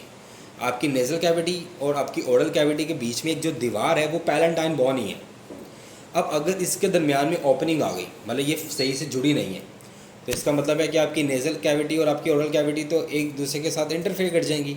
The persistent opening between the oral and nasal cavity, तो जिस वही बात उसने कही कि अगर ये सही से फ्यूज़ नहीं होंगी तो आपकी ओरल कैविटी और नेज़ल कैविटी के दरमियान में क्या आ जाएगी, ओपनिंग आ जाएगी, और ये क्या करेगी, ये इंटरफेरेंस करेगी with sucking, it can lead to inhalation of food into the lungs causing aspiration pneumonia. और जब बच्चा क्या करेगा, कुछ खाएगा या पिएगा, तो वो बजाय उसकी ओरल कैविटी में जाने के वो उसकी नेज़ल कैविटी में चला जाएगा, और वहाँ से वो डायरेक्ट कहाँ चला जाएगा, लंग्स में, और उसको क्या होने के चांसेस हैं, एस्पायरेशन नमोनिया। क्लियर, क्योंकि जब भी वो खाएगा कोई खाना, तो अगर तो पैलेंटाइन बोन हो तो वो उससे कभी भी कहाँ जाने नहीं, अगर तो पैलेंटाइन बोन फ्यूज्ड हो तो वो तो उसको कभी भी नेज़ल कैविटी में जाने नहीं देगी। लेकिन अगर पैलेंटाइन बोन सही से फ्यूज ना हो तो वो खाना ज़्यादा चांसेस है कि वो कहाँ चला जाए, वो नेज़ल कैविटी में चला जाए और वहाँ से वो लंग्स में चला जाए, एंड इट कॉज क्या, aspiration pneumonia. Hope so you clear the question. Next question 14 है, व्हाट इज़ ERT। ये क्वेश्चन बहुत इंपॉर्टेंट है कि ERT क्या होता है। ERT ये एक एब्रीवेशन है, और ये एब्रीवेशन किस चीज़ की है, एस्ट्रोजन रिप्लेसमेंट थेरेपी की। एक स्टूडेंट एक डिज़ीज़ है जिसे बोलते हैं ऑस्टियोपोरोसिस। ऑस्टियोपोरोसिस एक ऐसी डिज़ीज़ है जिसके अंदर बोन्स की डेंसिटी रिड्यूस हो जाती है। बोन्स की क्या रिड्यूस होती है, डेंसिटी। हालांकि उसके अंदर मिनरल्स वगैरह सब कुछ ठीक होते हैं, लेकिन उसकी डेंसिटी रिड्यूस हो जाती है। अब बोन्स की डेंसिटी का रिड्यूस होना, इस बीमारी को क्या बोलते हैं, ऑस्टियोपोरोसिस। और ये ज़्यादातर फीमेल्स के अंदर होती है, और ये फीमेल्स के अंदर आफ्टर मेनोपॉज ज़्यादा होती है, क्योंकि इसकी वजह एक हार्मोन की डेफिशिएंसी है, जिसे क्या बोलते हैं, एस्ट्रोजन हार्मोन। अब जिन फीमेल्स को ऑस्टियोपोरोसिस होता है, अब उन फीमेल्स की प्रिवेंशन के लिए, उनको ऑस्टियोपोरोसिस से बचाने के लिए हम एक थेरेपी करते हैं जिसको क्या बोलते हैं, ERT, एस्ट्रोजन रिप्लेसमेंट थेरेपी। उन फीमेल्स के अंदर एस्ट्रोजन ऐड किया जाता है जिससे उनका जो बोन डेंसिटी लेवल है वो क्या ना हो, रिड्यूस ना हो, क्योंकि एस्ट्रोजन आपके मेंस्ट्रुअल साइकिल को रन तो कर रहा है, बट साइड बाय साइड वो आपकी बोन्स और आपके और भी बॉडी के बहुत से पैरामीटर्स को मैनेज कर रहा होता है। क्लियर। नेक्स्ट क्वेश्चन नंबर 15 है, define disc herniation. Disc herniation क्या होता है। तो स्टूडेंट्स सबसे पहले आपको जो चीज़ समझने की ज़रूरत है वो ये है कि हर्निएशन क्या होता है। अगर आपको हर्निएशन का कॉन्सेप्ट समझ आ गया ना, तो डिस्क हर्निएशन तो बिल्कुल आसान है। हर्निएशन हर उस चीज़ के लिए वर्ड यूज़ किया जाता है जो चीज़ अपनी स्पेस से बाहर आ जाए। अगर एक चीज़ अपनी स्पेस से या अपनी डोमेन से बाहर आ गई है, हम कहते हैं ये हर्निएशन हो गई है। अब आपके माइंड में जो कॉन्सेप्ट है ना कि हर्निया सिर्फ पेट की होती हैं, तो ये कॉन्सेप्ट आप थोड़ा सा चेंज कर लो। हर्निएशन का वर्ड हम हर उस चीज़ के लिए यूज़ करते हैं जो अपनी स्पेस को छोड़ के बाहर आ जाए, अपनी स्पेस से, अपनी डोमेन से बाहर निकले, हम कहते हैं ये हर्निएटेड हो गई है। क्लियर। अब डिस्क हर्निएशन में भी क्या होता है कि डिस्क अपनी स्पेस से बाहर आ जाती है। डिस्क आपको पता है कि ये वर्टिब्रा के दरमियान में होती है और ये एक्ट करती है एज अ कुशन, ठीक है, ताकि जो शॉक्स वगैरह हैं, जो प्रेशर फोर्सेस हैं, उन्हें ये अब्जॉर्ब कर सके ड्यूरिंग वॉकिंग, जंपिंग, रनिंग वगैरह। लेकिन अगर डिस्क अपनी उस स्पेस से बाहर आ जाए तो उसको हम क्या नाम देंगे? डिस्क हर्निएशन का नाम देंगे। तो इसे हम देखते हैं। The disc act as shock absorber, वही बात मैंने कहा कि जो डिस्क है वो एक शॉक एब्जॉर्बर है during walking, jumping, running and to lesser extent body laterally, और बहुत हद तक लेटरली मतलब दाएं बाएं भी ये बॉडी को मैनेज करती है। स्वेयर और सडन फिजिकल ट्रॉमा, अगर अचानक से बहुत ज़्यादा कोई आपका स्वेयर एक्सीडेंट होता है टू स्पाइन, आपके बैकबोन का, for example from bending forward while lifting a heavy object, अगर आप आगे झुककर एक पानी का टब उठा रहे हो, पानी का टब का तो बहुत वज़न है, और आपने आगे झुककर जब इसको उठाना है तो आपने लिफ्ट के लिए सारा फोर्स कहाँ से लेनी है? आपने ऊपर उठने के लिए सारी फोर्स अपनी कहाँ से लेनी है? बैक से लेनी है। जब आपने ऊपर उठने के लिए वो सारी फोर्स अपने बैक से लेनी है तो ऑटोमेटिकली आपकी वर्टिब्रल कॉलम पे प्रेशर क्या आएगा? ज़्यादा आएगा। और जब आपके वर्टिब्रल कॉलम पे प्रेशर ज़्यादा आएगा तो आपकी डिस्क के स्लिप होने के, ये हर्निएट होने के चांसेस क्या होंगे? ज़्यादा होंगे। तो क्या कह रहे हैं? While lifting a heavy object may result in herniation of one और मोर डिस्क, तो हो सकता है कि आपकी कोई एक आधी डिस्क वहाँ से बाहर निकल जाए। The herniated disc commonly known as slipped disc, इसको स्लिप्ड डिस्क भी बोलते हैं।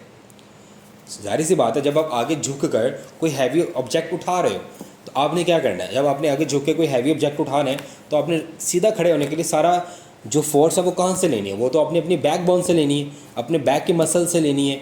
तो जब आपकी आगे फोर्स ज़्यादा है, आगे आपका लोड ज़्यादा है, वेट ज़्यादा है, तो उतना ही प्रेशर आपका कहाँ पे आएगा? बैक पे आएगा, उसको सीधा खड़े होने करने के लिए अपने आप को। तो उस वजह से वाज़ ये प्रेशर इतना ज़्यादा हो जाता है, आपके वर्टिब्रा इतने ज़्यादा कंप्रेस हो जाते हैं कि उनके बीच जो डिस्क होती है वो कभी कभी क्या होती है? स्लिप्ड हो जाती है या हर्निएट हो जाती है। क्लियर। और कभी कभी क्या करें? Usually involve rupture. आपको अगर डिस्क की थोड़ी सी स्ट्रक्चर पता है, आपने पढ़ा भी था कि डिस्क जो होता है उसके अंदर एक फ्लूइड होता है जिसको बोलते हैं न्यूक्लियस पल्पोसस, और उसके बाहर एक मेम्ब्रेन होती है जिसको बोलते हैं एनुलस फाइब्रोसिस। तो कह रहा है कि होता क्या है कि वो एनुलस फाइब्रोसिस फटता है और अंदर से क्या बाहर आता है? न्यूक्लियस पल्पोसस, जिसको हम किस चीज़ का नाम देते हैं? डिस्क स्लिप का या डिस्क हर्निएशन का। स्टूडेंट्स, नेक्स्ट हमारे पास है व्हाट इज़ शाटिका। शाटिका क्या होता है? ये बहुत इंपॉर्टेंट है शाटिका, और ये बहुत कॉमन डिसऑर्डर है। आजकल तकरीबन हर दूसरे या तीसरे इंसान को शाटिका का प्रॉब्लम होता है। शाटिका क्या है? सबसे पहले एक पॉइंट याद रखना है, ये आपका जॉइंट डिसऑर्डर नहीं है, ये आपका बोन डिसऑर्डर नहीं है, ये आपका नर्व डिसऑर्डर है। ये अक्सर एमसीक्यू बोर्ड में आता है कि which one of the following is not a joint disorder, bone disorder. तो उसमें आर्थराइटिस, स्पॉन्डिलोसिस, डिस्क स्लिप, ये डिफरेंट ऑप्शन होती हैं। तो उसमें से जो राइट आंसर है वो कौन सी है? शाटिका। अभी होता क्या? कह रहे हैं कि it is characterized by stabbing pain radiating over the course of sciatic nerve. It is, पहले ये पढ़ समझ लेते हैं। कह रहे हैं कि ये एक बहुत ही ज़्यादा चुभने वाला दर्द होता है जो कि आपकी शाटिक नर्व के साथ साथ चलता है। शाटिक नर्व, डियर स्टूडेंट्स, आप तो अब तक नर्व के बारे में अच्छे हाथ से एक्सपर्ट हो चुके होंगे कि नर्व हमारे पास क्या होता है। ये एक यूनिट है नर्वस सिस्टम का जो कि कंडक्शन करता है किसकी? इम्पल्सिस की, मतलब मैसेजेस को लेकर जाता है from receptor to control centre and control centre to effector. ये तो आप लोगों ने पढ़ा कि नर्व का काम कंडक्शन करना है। अब ये क्या कह रहे हैं कि शाटिका एक ऐसी प्रॉब्लम है जिसके अंदर आपका पेन जो है वो शाटिक नर्व के साथ साथ चलता है। जहाँ जहाँ शाटिक नर्व जाती है वहाँ वहाँ आपको पेन आता है। अगर एक पेशेंट आपसे कहता है कि डॉक्टर साहब कि मुझे पेन है और वो पेन मेरा कमर में से निकलता है और मेरी टांग की बैक साइड से होता हुआ मेरे अंगूठे में आता है, तो आपको लगेगा कि ये पेन मसल्स का है या किसी नर्व का है? नर्व का है, क्योंकि ये पेन चल रहा है। अगर पेन तो किसी एक जगह पे होगा तो उसे हम कहेंगे ये लोकल पेन है, लेकिन अगर वो पेन उसका चल रहा है, रेडिएट कर रहा है और बैक साइड से होता हुआ, उसकी लेग की बैक साइड पे से होता हुआ उसके थंब में आ रहा है, तो हम कहेंगे कि ये कौन सा पेन होगा? इसका नर्व पेन है जो किसी नर्व के अलॉन्ग चल रहा है। अब शाटिका किसे बोलते हैं? शाटिका भी एक ऐसी डिसऑर्डर है जिसके अंदर स्टैबिंग पेन होता है over the course of sciatic nerve. वहाँ जहाँ से क्या गुजरती है? शाटिक नर्व गुजरती है। अब ये होता क्यों है? It result due to injury of proximal sciatic nerve. और इसकी वजह क्या होती है? इसकी वजह होती है इंजरी किस चीज़ की? शार्टिक नर्व की। प्रॉक्सिमल बोलते हैं नियर पॉइंट, जहाँ से ये निकलती है। अब शार्टिक नर्व निकलती कहाँ से, ये ज़रा गौर से सुनना। आपके जो लंबर वर्टिब्रा हैं और आपके जो लंबर के L3, L4, L5, लंबर के आखिरी 3 वर्टिब्रा और सैक्रम के पहले 2 वर्टिब्रा, इनमें से एक नर्व निकलती है जिसे बोलते हैं शार्टिक नर्व। अगर किसी वजह से वहाँ पे कोई दबाव आ गया, किसी डिस्क की वजह से वहाँ पे कोई दबाव आ गया, या किसी ने कोई पंच कर दिया, या कोई गोली बुलेट लग गई, तो अगर आपकी शार्टिक नर्व की प्रॉक्सिमल इंजरी होती है, या आप गिरते हो बहुत बुरा, ठीक है, या आपकी डिस्क स्लिप हो जाती है। जब भारी बात आपकी डिस्क स्लिप होगी तभी तो वो नर्व पे प्रेशर डालेगी ना, क्योंकि वो नर्व तो बिल्कुल आपके वर्टिब्रा के साइड से निकल रही होती है। और improper administration of an injection into the buttocks, या आपकी हिप वाले रीजन पे अगर कोई रॉन्ग इंजेक्शन लग जाए, क्योंकि मैंने अभी बताया कि ये जो शार्टिक नर्व है ये आपकी बैक से निकलती है, आपके बैक ऑफ द हिप से होते हुए, बैक साइड से होते हुए लग की कहाँ तक आती है? थंब तक आती है। टो जो आपका है, थंब ऑफ द फुट जो है आपका, वहाँ तक जाती है। तो स्टूडेंट्स, अगर इस पूरे रूट के अंदर कहीं पे भी आपका अगर क्या होता है, शार्टिक नर्व पे कोई इंजरी आती है, शार्टिक नर्व पे कोई प्रेशर आता है, या कहीं इंजेक्शन अगर आप बटेक्स पे लगाते हो और वो इंजेक्शन ठीक उस पॉइंट पे लग जाता है जहाँ से क्या गुजर रही है? शार्टिक नर्व गुजर रही है, तो माइट भी चांसेस कि आपकी ये शार्टिक नर्व क्या हो जाए? डिस्टर्ब हो जाए। और जब आपकी ये शार्टिक नर्व डिस्टर्ब होगी तो ऑटोमेटिकली ये जहाँ जहाँ ये नर्व जाएगी वहाँ वहाँ पे पेन आपका क्या करेगा? रेडिएट करेगा। और मैंने बताया कि शार्टिका एक ऐसी कंडीशन है जिसके अंदर स्टैबिंग पेन होता है और ये पेन रेडिएट करता है ओवर द कोर्स ऑफ क्या? शार्टिक नर्व। क्लियर? और इसकी रीज़न क्या क्या हमने बताई हैं। ये हो सकती है किस वजह से? Proximal static nerve injury. Second, आप अगर गिरे हो किसी जगह पे कि आपके बैक पे प्रेशर आ गया है, या आपके डिस्क हर्निएट हुई है, या आपको गलत इंजेक्शन लग गया है बटक्स पे जहाँ से वो नर्व गुजर रही थी। अब इससे होगा क्या? वो कह रहा है कि this may result in a number of lower limb impairment. आपका जो लोअर लिम्ब है, आपकी जो टांगें हैं, वो आपकी इम्पेयर हो जाएंगी, मतलब वो काम करना छोड़ देंगे, depending on the precise nerve root injured. आपका डिपेंड करता है कि वो रूट मतलब आपकी नर्व कितनी इंजर्ड हुई है और कहाँ से इंजर्ड हुई है। व्हेन शार्टिक नर्व इज़ कंप्लीट ट्रांसेक्टेड, जब शार्टिक नर्व जो है वो अगर कंप्लीट कट जाए तो आपकी टांगें जो हैं वो तकरीबन यूज़लेस है। They can not be flex and all foot ankle movement is loss. आपके एंकल की, फुट की सारी मूवमेंट लॉस हो जाएंगी, क्योंकि आपकी शार्टिक नर्व भी कट गई है, आपके सिग्नल्स ही कट गए हैं, आपके मैसेजेस ही कंडक्ट नहीं हो पाएंगे लोअर लिम्ब से, तो आपकी लेग तकरीबन यूज़लेस है और इसकी रिकवरी बहुत स्लो होती है और तकरीबन इनकम्प्लीट होती है।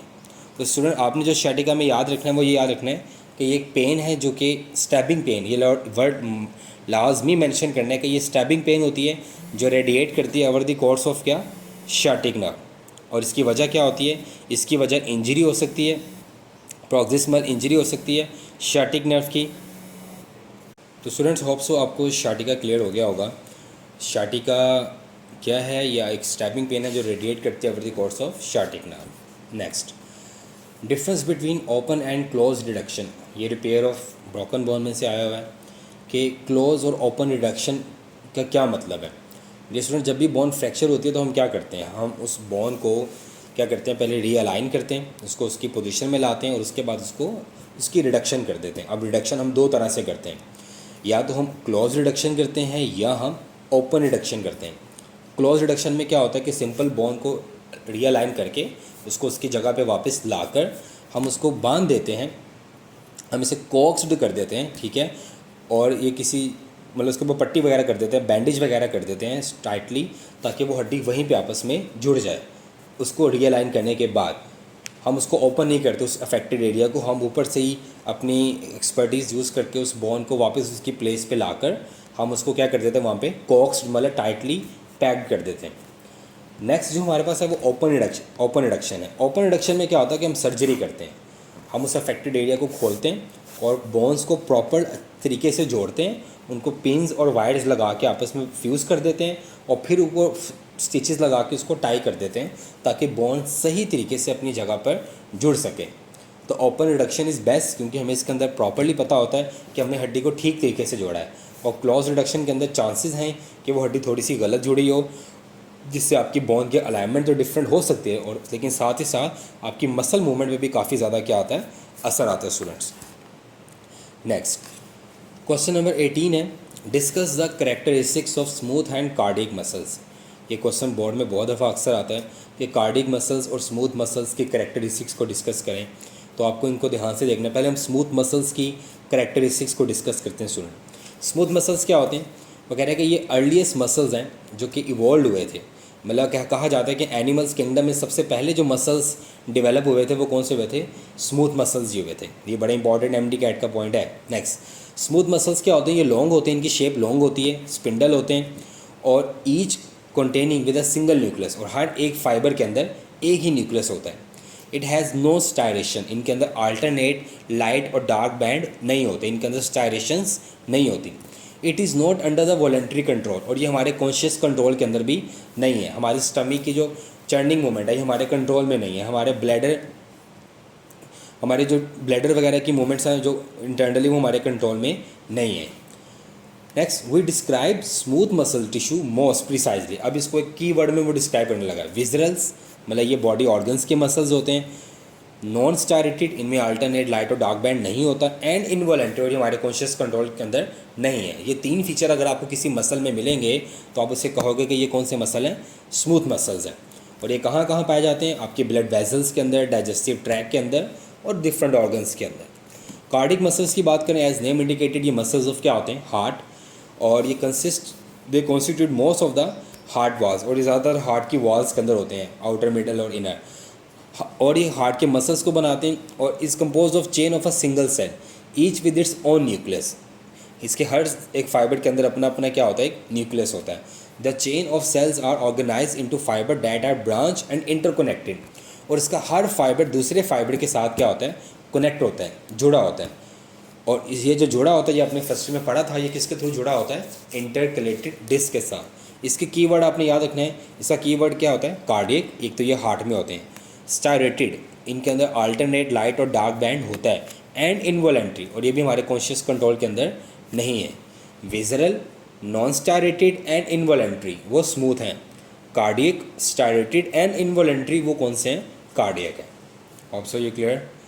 Next, define sliding filament model, the most important question, as well as long as well as short. Sliding filament model क्या है? सबसे पहले कि ये मॉडल की थोड़ी हिस्ट्री है।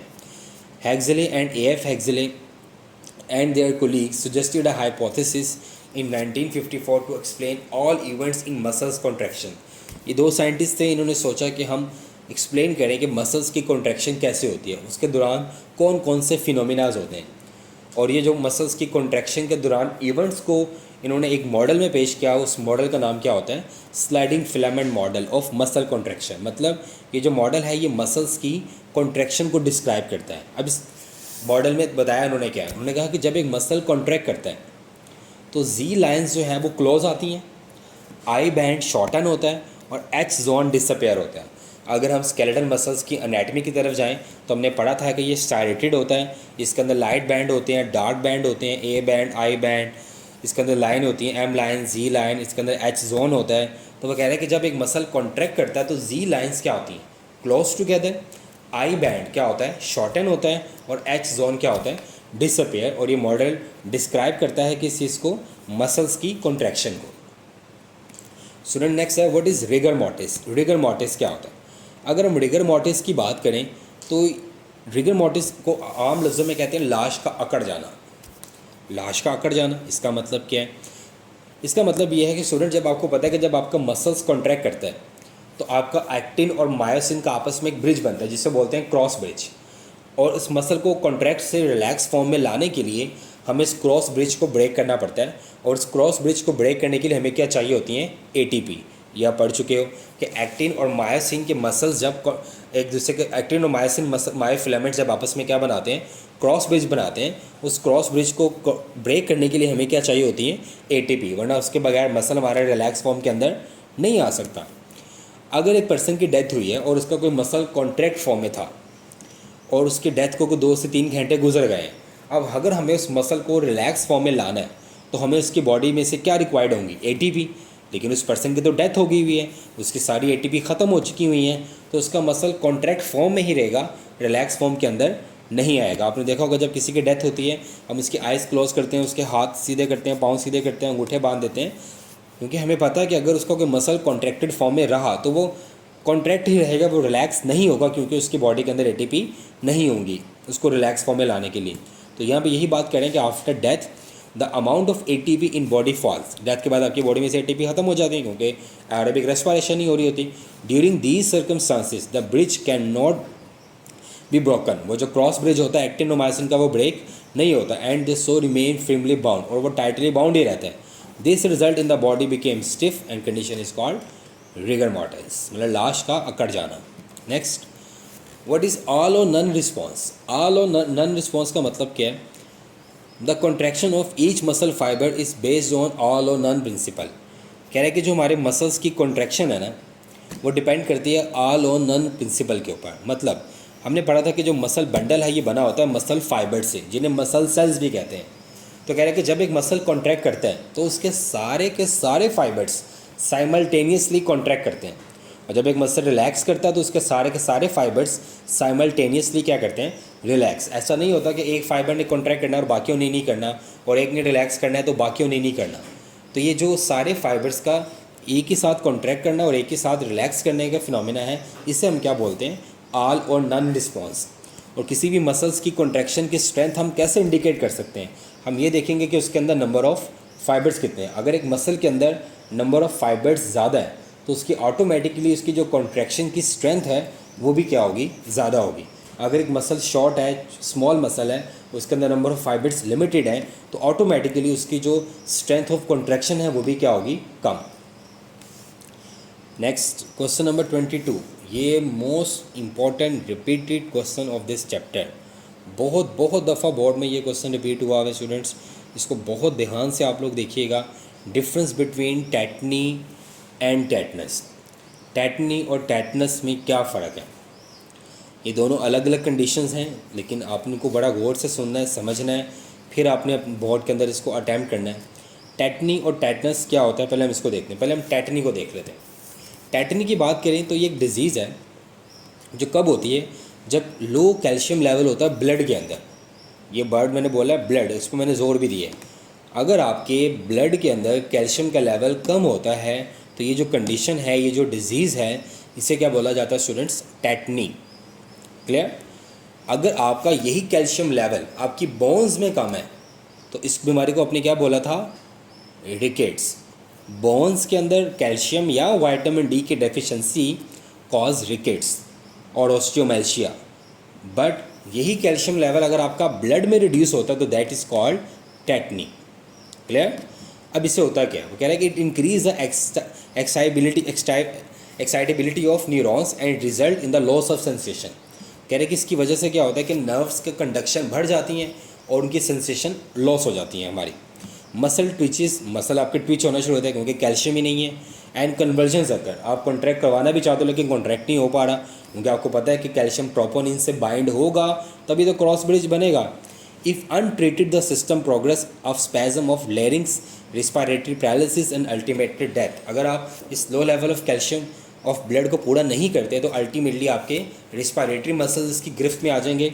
जब आपके इंटरकोस्टल मसल्स ही कॉन्ट्रैक्ट रिलैक्स नहीं करेंगे तो आप इंस्पायरेशन एक्सपायरेशन नहीं कर पाओगे, जिससे आपके डेथ के चांसेस क्या होंगे? ज़्यादा होंगे। अब सेकंड कंडीशन इज टेटनस। ये बड़ा कॉमन आपने सुना होगा कि सड़क पे गिरे तो टेटनस का इंजेक्शन लगवा लो। अब ये टेटनस क्या होता है? वो कह रहे हैं कि ये जो टेटनस की टर्म है ना, ये यूज़ की जाती है एक इन्फेक्शियस डिजीज़ के लिए। टेटनी की बात करें तो ये टर्म यूज़ की जाती है एक ऐसी डिजीज़ के लिए जिसके अंदर लो लेवल ऑफ क्या होता है? कैल्शियम होता है इन द ब्लड।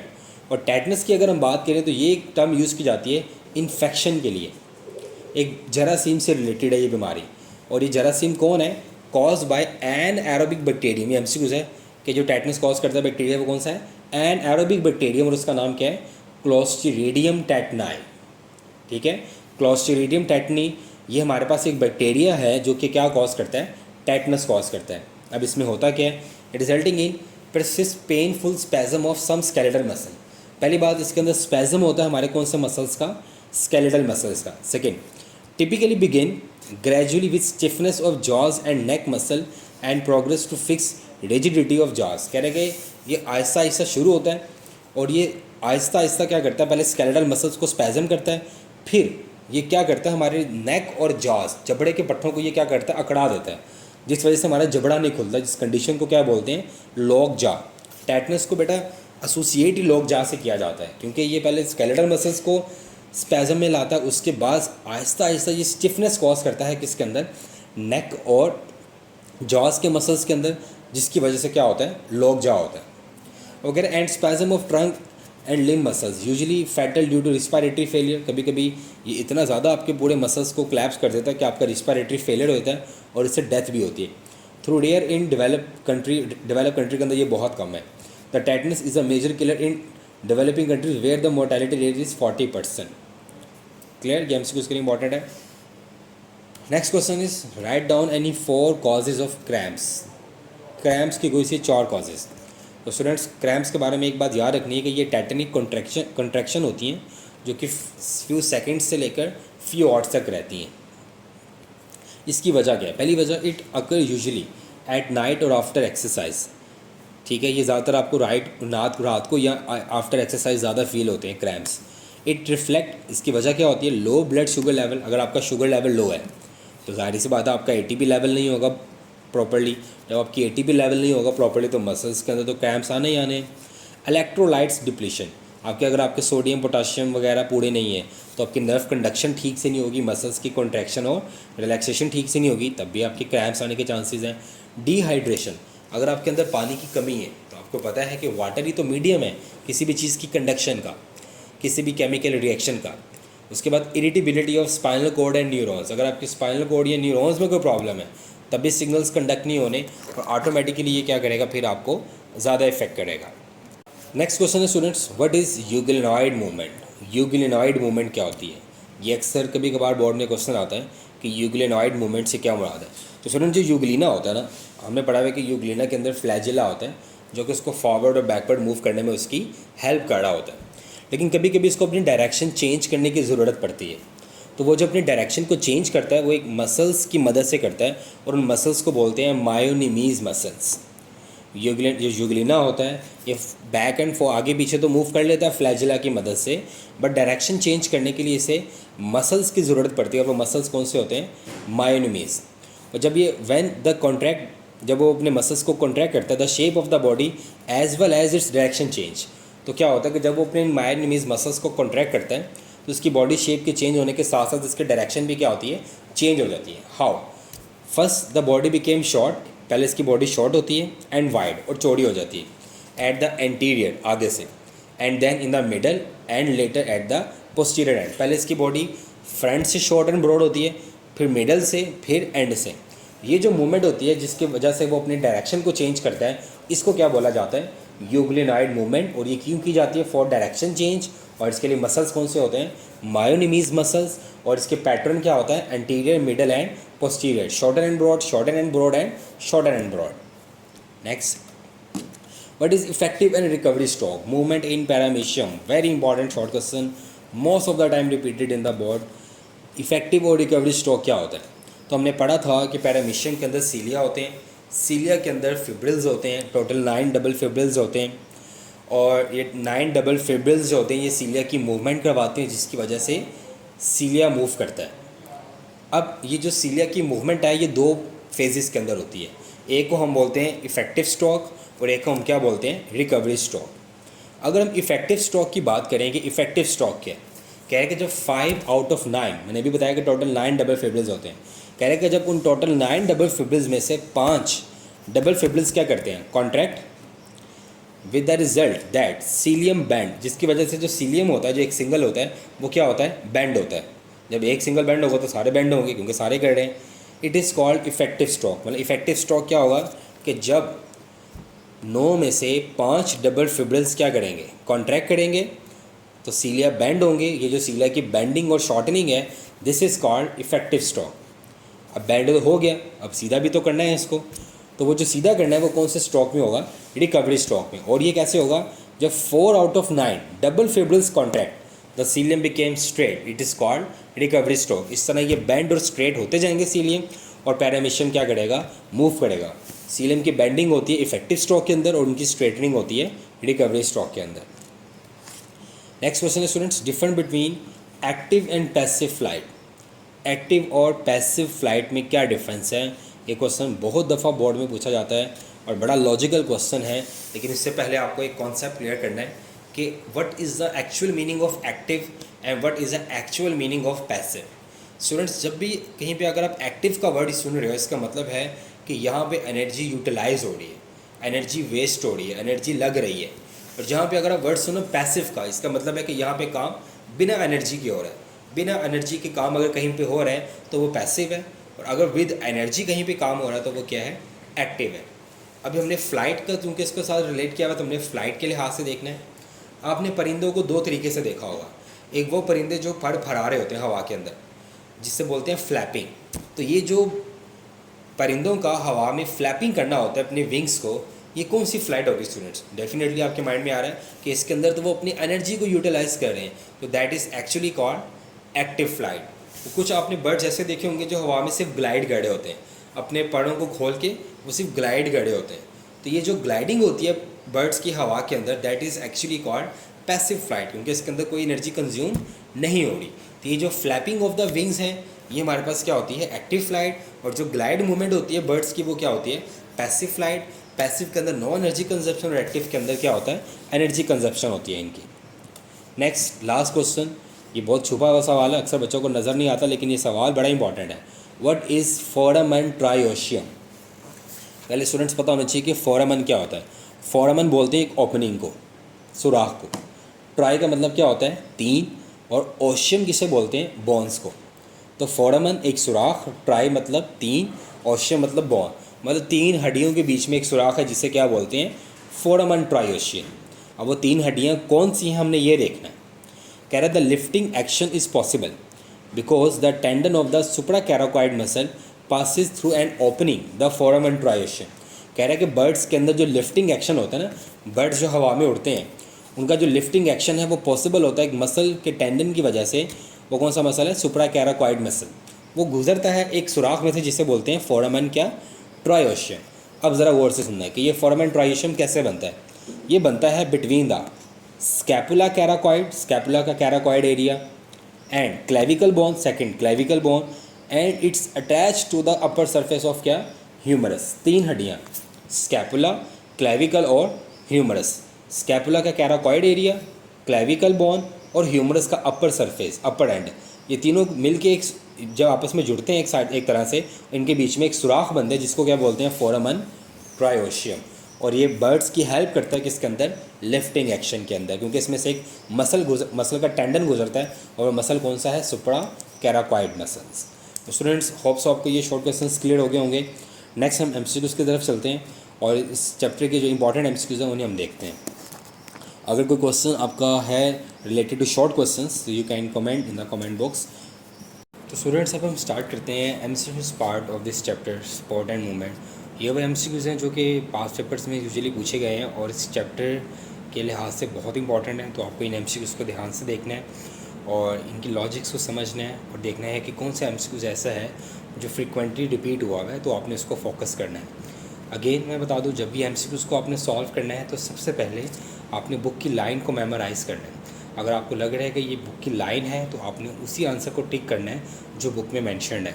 अगर ये लॉजिकल है तो फिर आपने सेकंड ऑप्शन जो है वो लॉजिकल सोचना है, लेकिन सबसे पहले आपने बुक की लाइन को प्रेफर करना है कि ये एमसीक्यूज़ अगर बुक की लाइन में से है तो आपने उसको टेक आउट करना है। चलिए अभी हम अपने फर्स्ट एमसीक्यूज़ की तरफ चलते हैं। The protein filament which bind calcium. कह रहे हैं कि ये प्रोटीन फिलामेंट जो कि अपने साथ कैल्शियम को बाइंड करता है, वो कौन सा है? ये जो एमसीक्यूज़ है वो हम जानते हैं कि ये मसल्स पोर्शन में से आया हुआ है।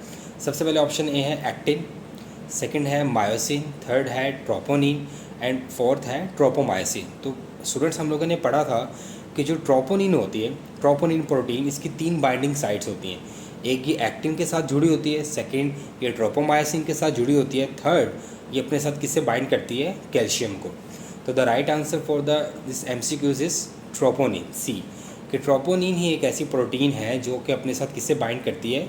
कैल्शियम को। और इसकी दो बाइंडिंग साइट और भी होती हैं, एक एक्टिन और दूसरी कौन सी? ट्रोपोमायोसिन। लेकिन यहाँ पे स्पेसिफिकली पूछा गया है कि कैल्शियम को कौन बाइंड करेगा अपने साथ, तो कैल्शियम को बाइंड करने वाली जो प्रोटीन होगी वो कौन सी होगी? ट्रोपोनिन।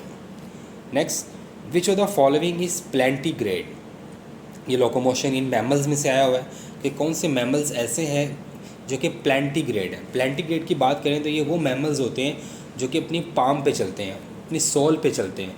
तो अगर हम देखें रैबिट, ये डिजिट्स पे चलता है। Monkey, horse and goat, horse and goat की बात करें तो इनके अंदर हूफ होते हैं। तो जो आंसर बचा है वो हमारे पास वो कौन सा बचेगा, मंकी। मंकी हमारे पास ऐसे मैमल्स हैं, ऐसे एनिमल्स हैं जो कि अपनी सोल या अपनी पाम पे चलते हैं। तो वो मैमल्स जो कि अपनी पाम पे मूव करते हैं, लोकोमोशन करते हैं, उन्हें हम किस चीज़ का नाम देते हैं, plantigrade. Next MCQs, twisting around the actin chain there are 2 strands of another protein.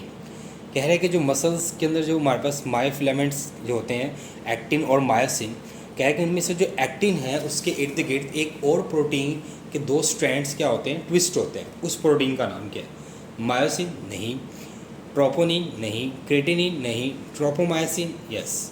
Tropomyosin एक ऐसी प्रोटीन है जो कि एक्टिन के अराउंड क्या होती है, ट्विस्टेड होती है। Next MCQs, the heartwood accumulates the chemical. Heartwood की अगर हम बात करें तो ये एमसीक्यूज हम जानते हैं कि सिग्निफिकेंस ऑफ सेकेंडरी ग्रोथ में से आया हुआ है। अब हमने पढ़ा था कि 2 तरह की वुड होती है, सैपवुड और हार्डवुड। सैपवुड एक्टिव और कंडक्टिंग होती है और हार्डवुड जो होती है इनएक्टिव और नॉन कंडक्टिंग होती है। और हमने पढ़ा था कि इसके अंदर वेस्ट स्टोर्ड होते हैं। तो हम देखते हैं कि इसमें से कौन सा आंसर राइट है। सेलुलोज नहीं, ये तो एक सेल वॉल का बड़ा बेसिक कंपोनेंट है। एब्सिशंस ये भी नहीं, काइटिन ये भी नहीं, रेजन्स यस। रेजन्स हमारे पास एक ऐसा मेटाबॉलिक वेस्ट है जो कि प्लांट्स अपने स्टोर करते हैं किसके अंदर, हार्डवुड के अंदर। Next, spontaneous movement due to internal causes are called. Spontaneous movements क्या होती हैं, जो इनवॉलेंट्री होती हैं। और ड्यू टू इंटरनल कॉजेज हमने मूवमेंट्स इन प्लांट्स के अंदर पढ़ा था कि प्लांट्स के अंदर 2 तरह की मूवमेंट होती हैं, ऑटोनॉमिक मूवमेंट और पैराटोनिक मूवमेंट। अगर हम ऑटोनॉमिक मूवमेंट्स की बात करें तो ऑटोनॉमिक मूवमेंट्स कौन सी थी, जो कि इंटरनल स्टिमुलस की वजह से होती थी, और पैराटोनिक मूवमेंट जो कि एक्सटर्नल स्टिमुलस की वजह से होती थी। तो यहाँ पे spontaneous movement due to internal causes ये हमारे पास कौन सी होंगी, ऑटोनॉमिक मूवमेंट्स होंगी। Next, the fusion of 4 posterior pelvic vertebra is. अगर हम देखें वर्टिबल कॉलम के टॉपिक को तो हमने पढ़ा था कि जो वर्टिबल कॉलम है उसको हमने 4 सेगमेंट्स में डिवाइड किया हुआ है। जो नेक वाला रीजन था उसको हमने क्या नाम दिया था, सर्वाइकल। जो चेस्ट वाला रीजन था उसको हमने नाम दिया था थोरैसिक। जो एब्डोमेन वाला रीजन था उसको हमने नाम दिया था लंबर। और जो लास्ट वन था वो हमारे पास कौन सा था, पेल्विस। पेल्विस आगे से 2 पार्ट में डिवाइड था, सैक्रम और कॉक्सिक। सैक्रम के अंदर 5 वर्टिब्रा थे और जो कॉक्सिक था उसके अंदर कितने वर्टिब्रा थे, 4। और वो 4 के 4 वर्टिब्रा क्या थे, फ्यूज। तो the right answer, the fusion of 4 posterior pelvic vertebra is coccyx. और कॉक्सिक का सेकंड नेम क्या होता है, टेल बोन। ये भी अक्सर बोर्ड में पूछा जाता है कि कॉक्सिक का सेकंड नेम क्या है, या कॉक्सिक को क्या कहा जाता है, तो इसको टेल बोन भी कंसीडर किया जाता है। Next, fibre sclereids and vessels are 3 types of. कह रहे हैं कि जो फाइबर्स हैं, स्क्लेराइड्स हैं और वेजल्स हैं, ये किन की टाइप्स हैं, collenchyma cells, parenchyma cells, cambium या सैक्लेरेन्काइमा सेल्स। तो ये बेटा बुक के अंदर बहुत ही प्रोमिनेंट हेडिंग है कि जो सैक्लेरेन्काइमा सेल्स हैं ये आगे से 3 पार्ट्स में डिवाइड होते हैं, फाइबर्स जिन्हें ट्रैक्योइड्स भी कहा जाता है, सैक्लेराइड्स एंड क्या, vessels. Next, a bone which connect scapula with sternum. हम जानते हैं कि जो स्टर्नम है ये हमारी चेस्ट के बिल्कुल सेंटर में बोन होती है और स्कैपुला हमारे शोल्डर की बैक साइड पे होती है। अगर हम देखें हमारे शोल्डर की बैक साइड पे स्कैपुला है और चेस्ट के सेंटर में हमारी स्टर्नम है, तो इसके बीच में जो बोन है वो जिसे हम कॉलर बोन का नाम देते हैं, और उस कॉलर बोन को क्या कहा जाता है, क्लेविकल।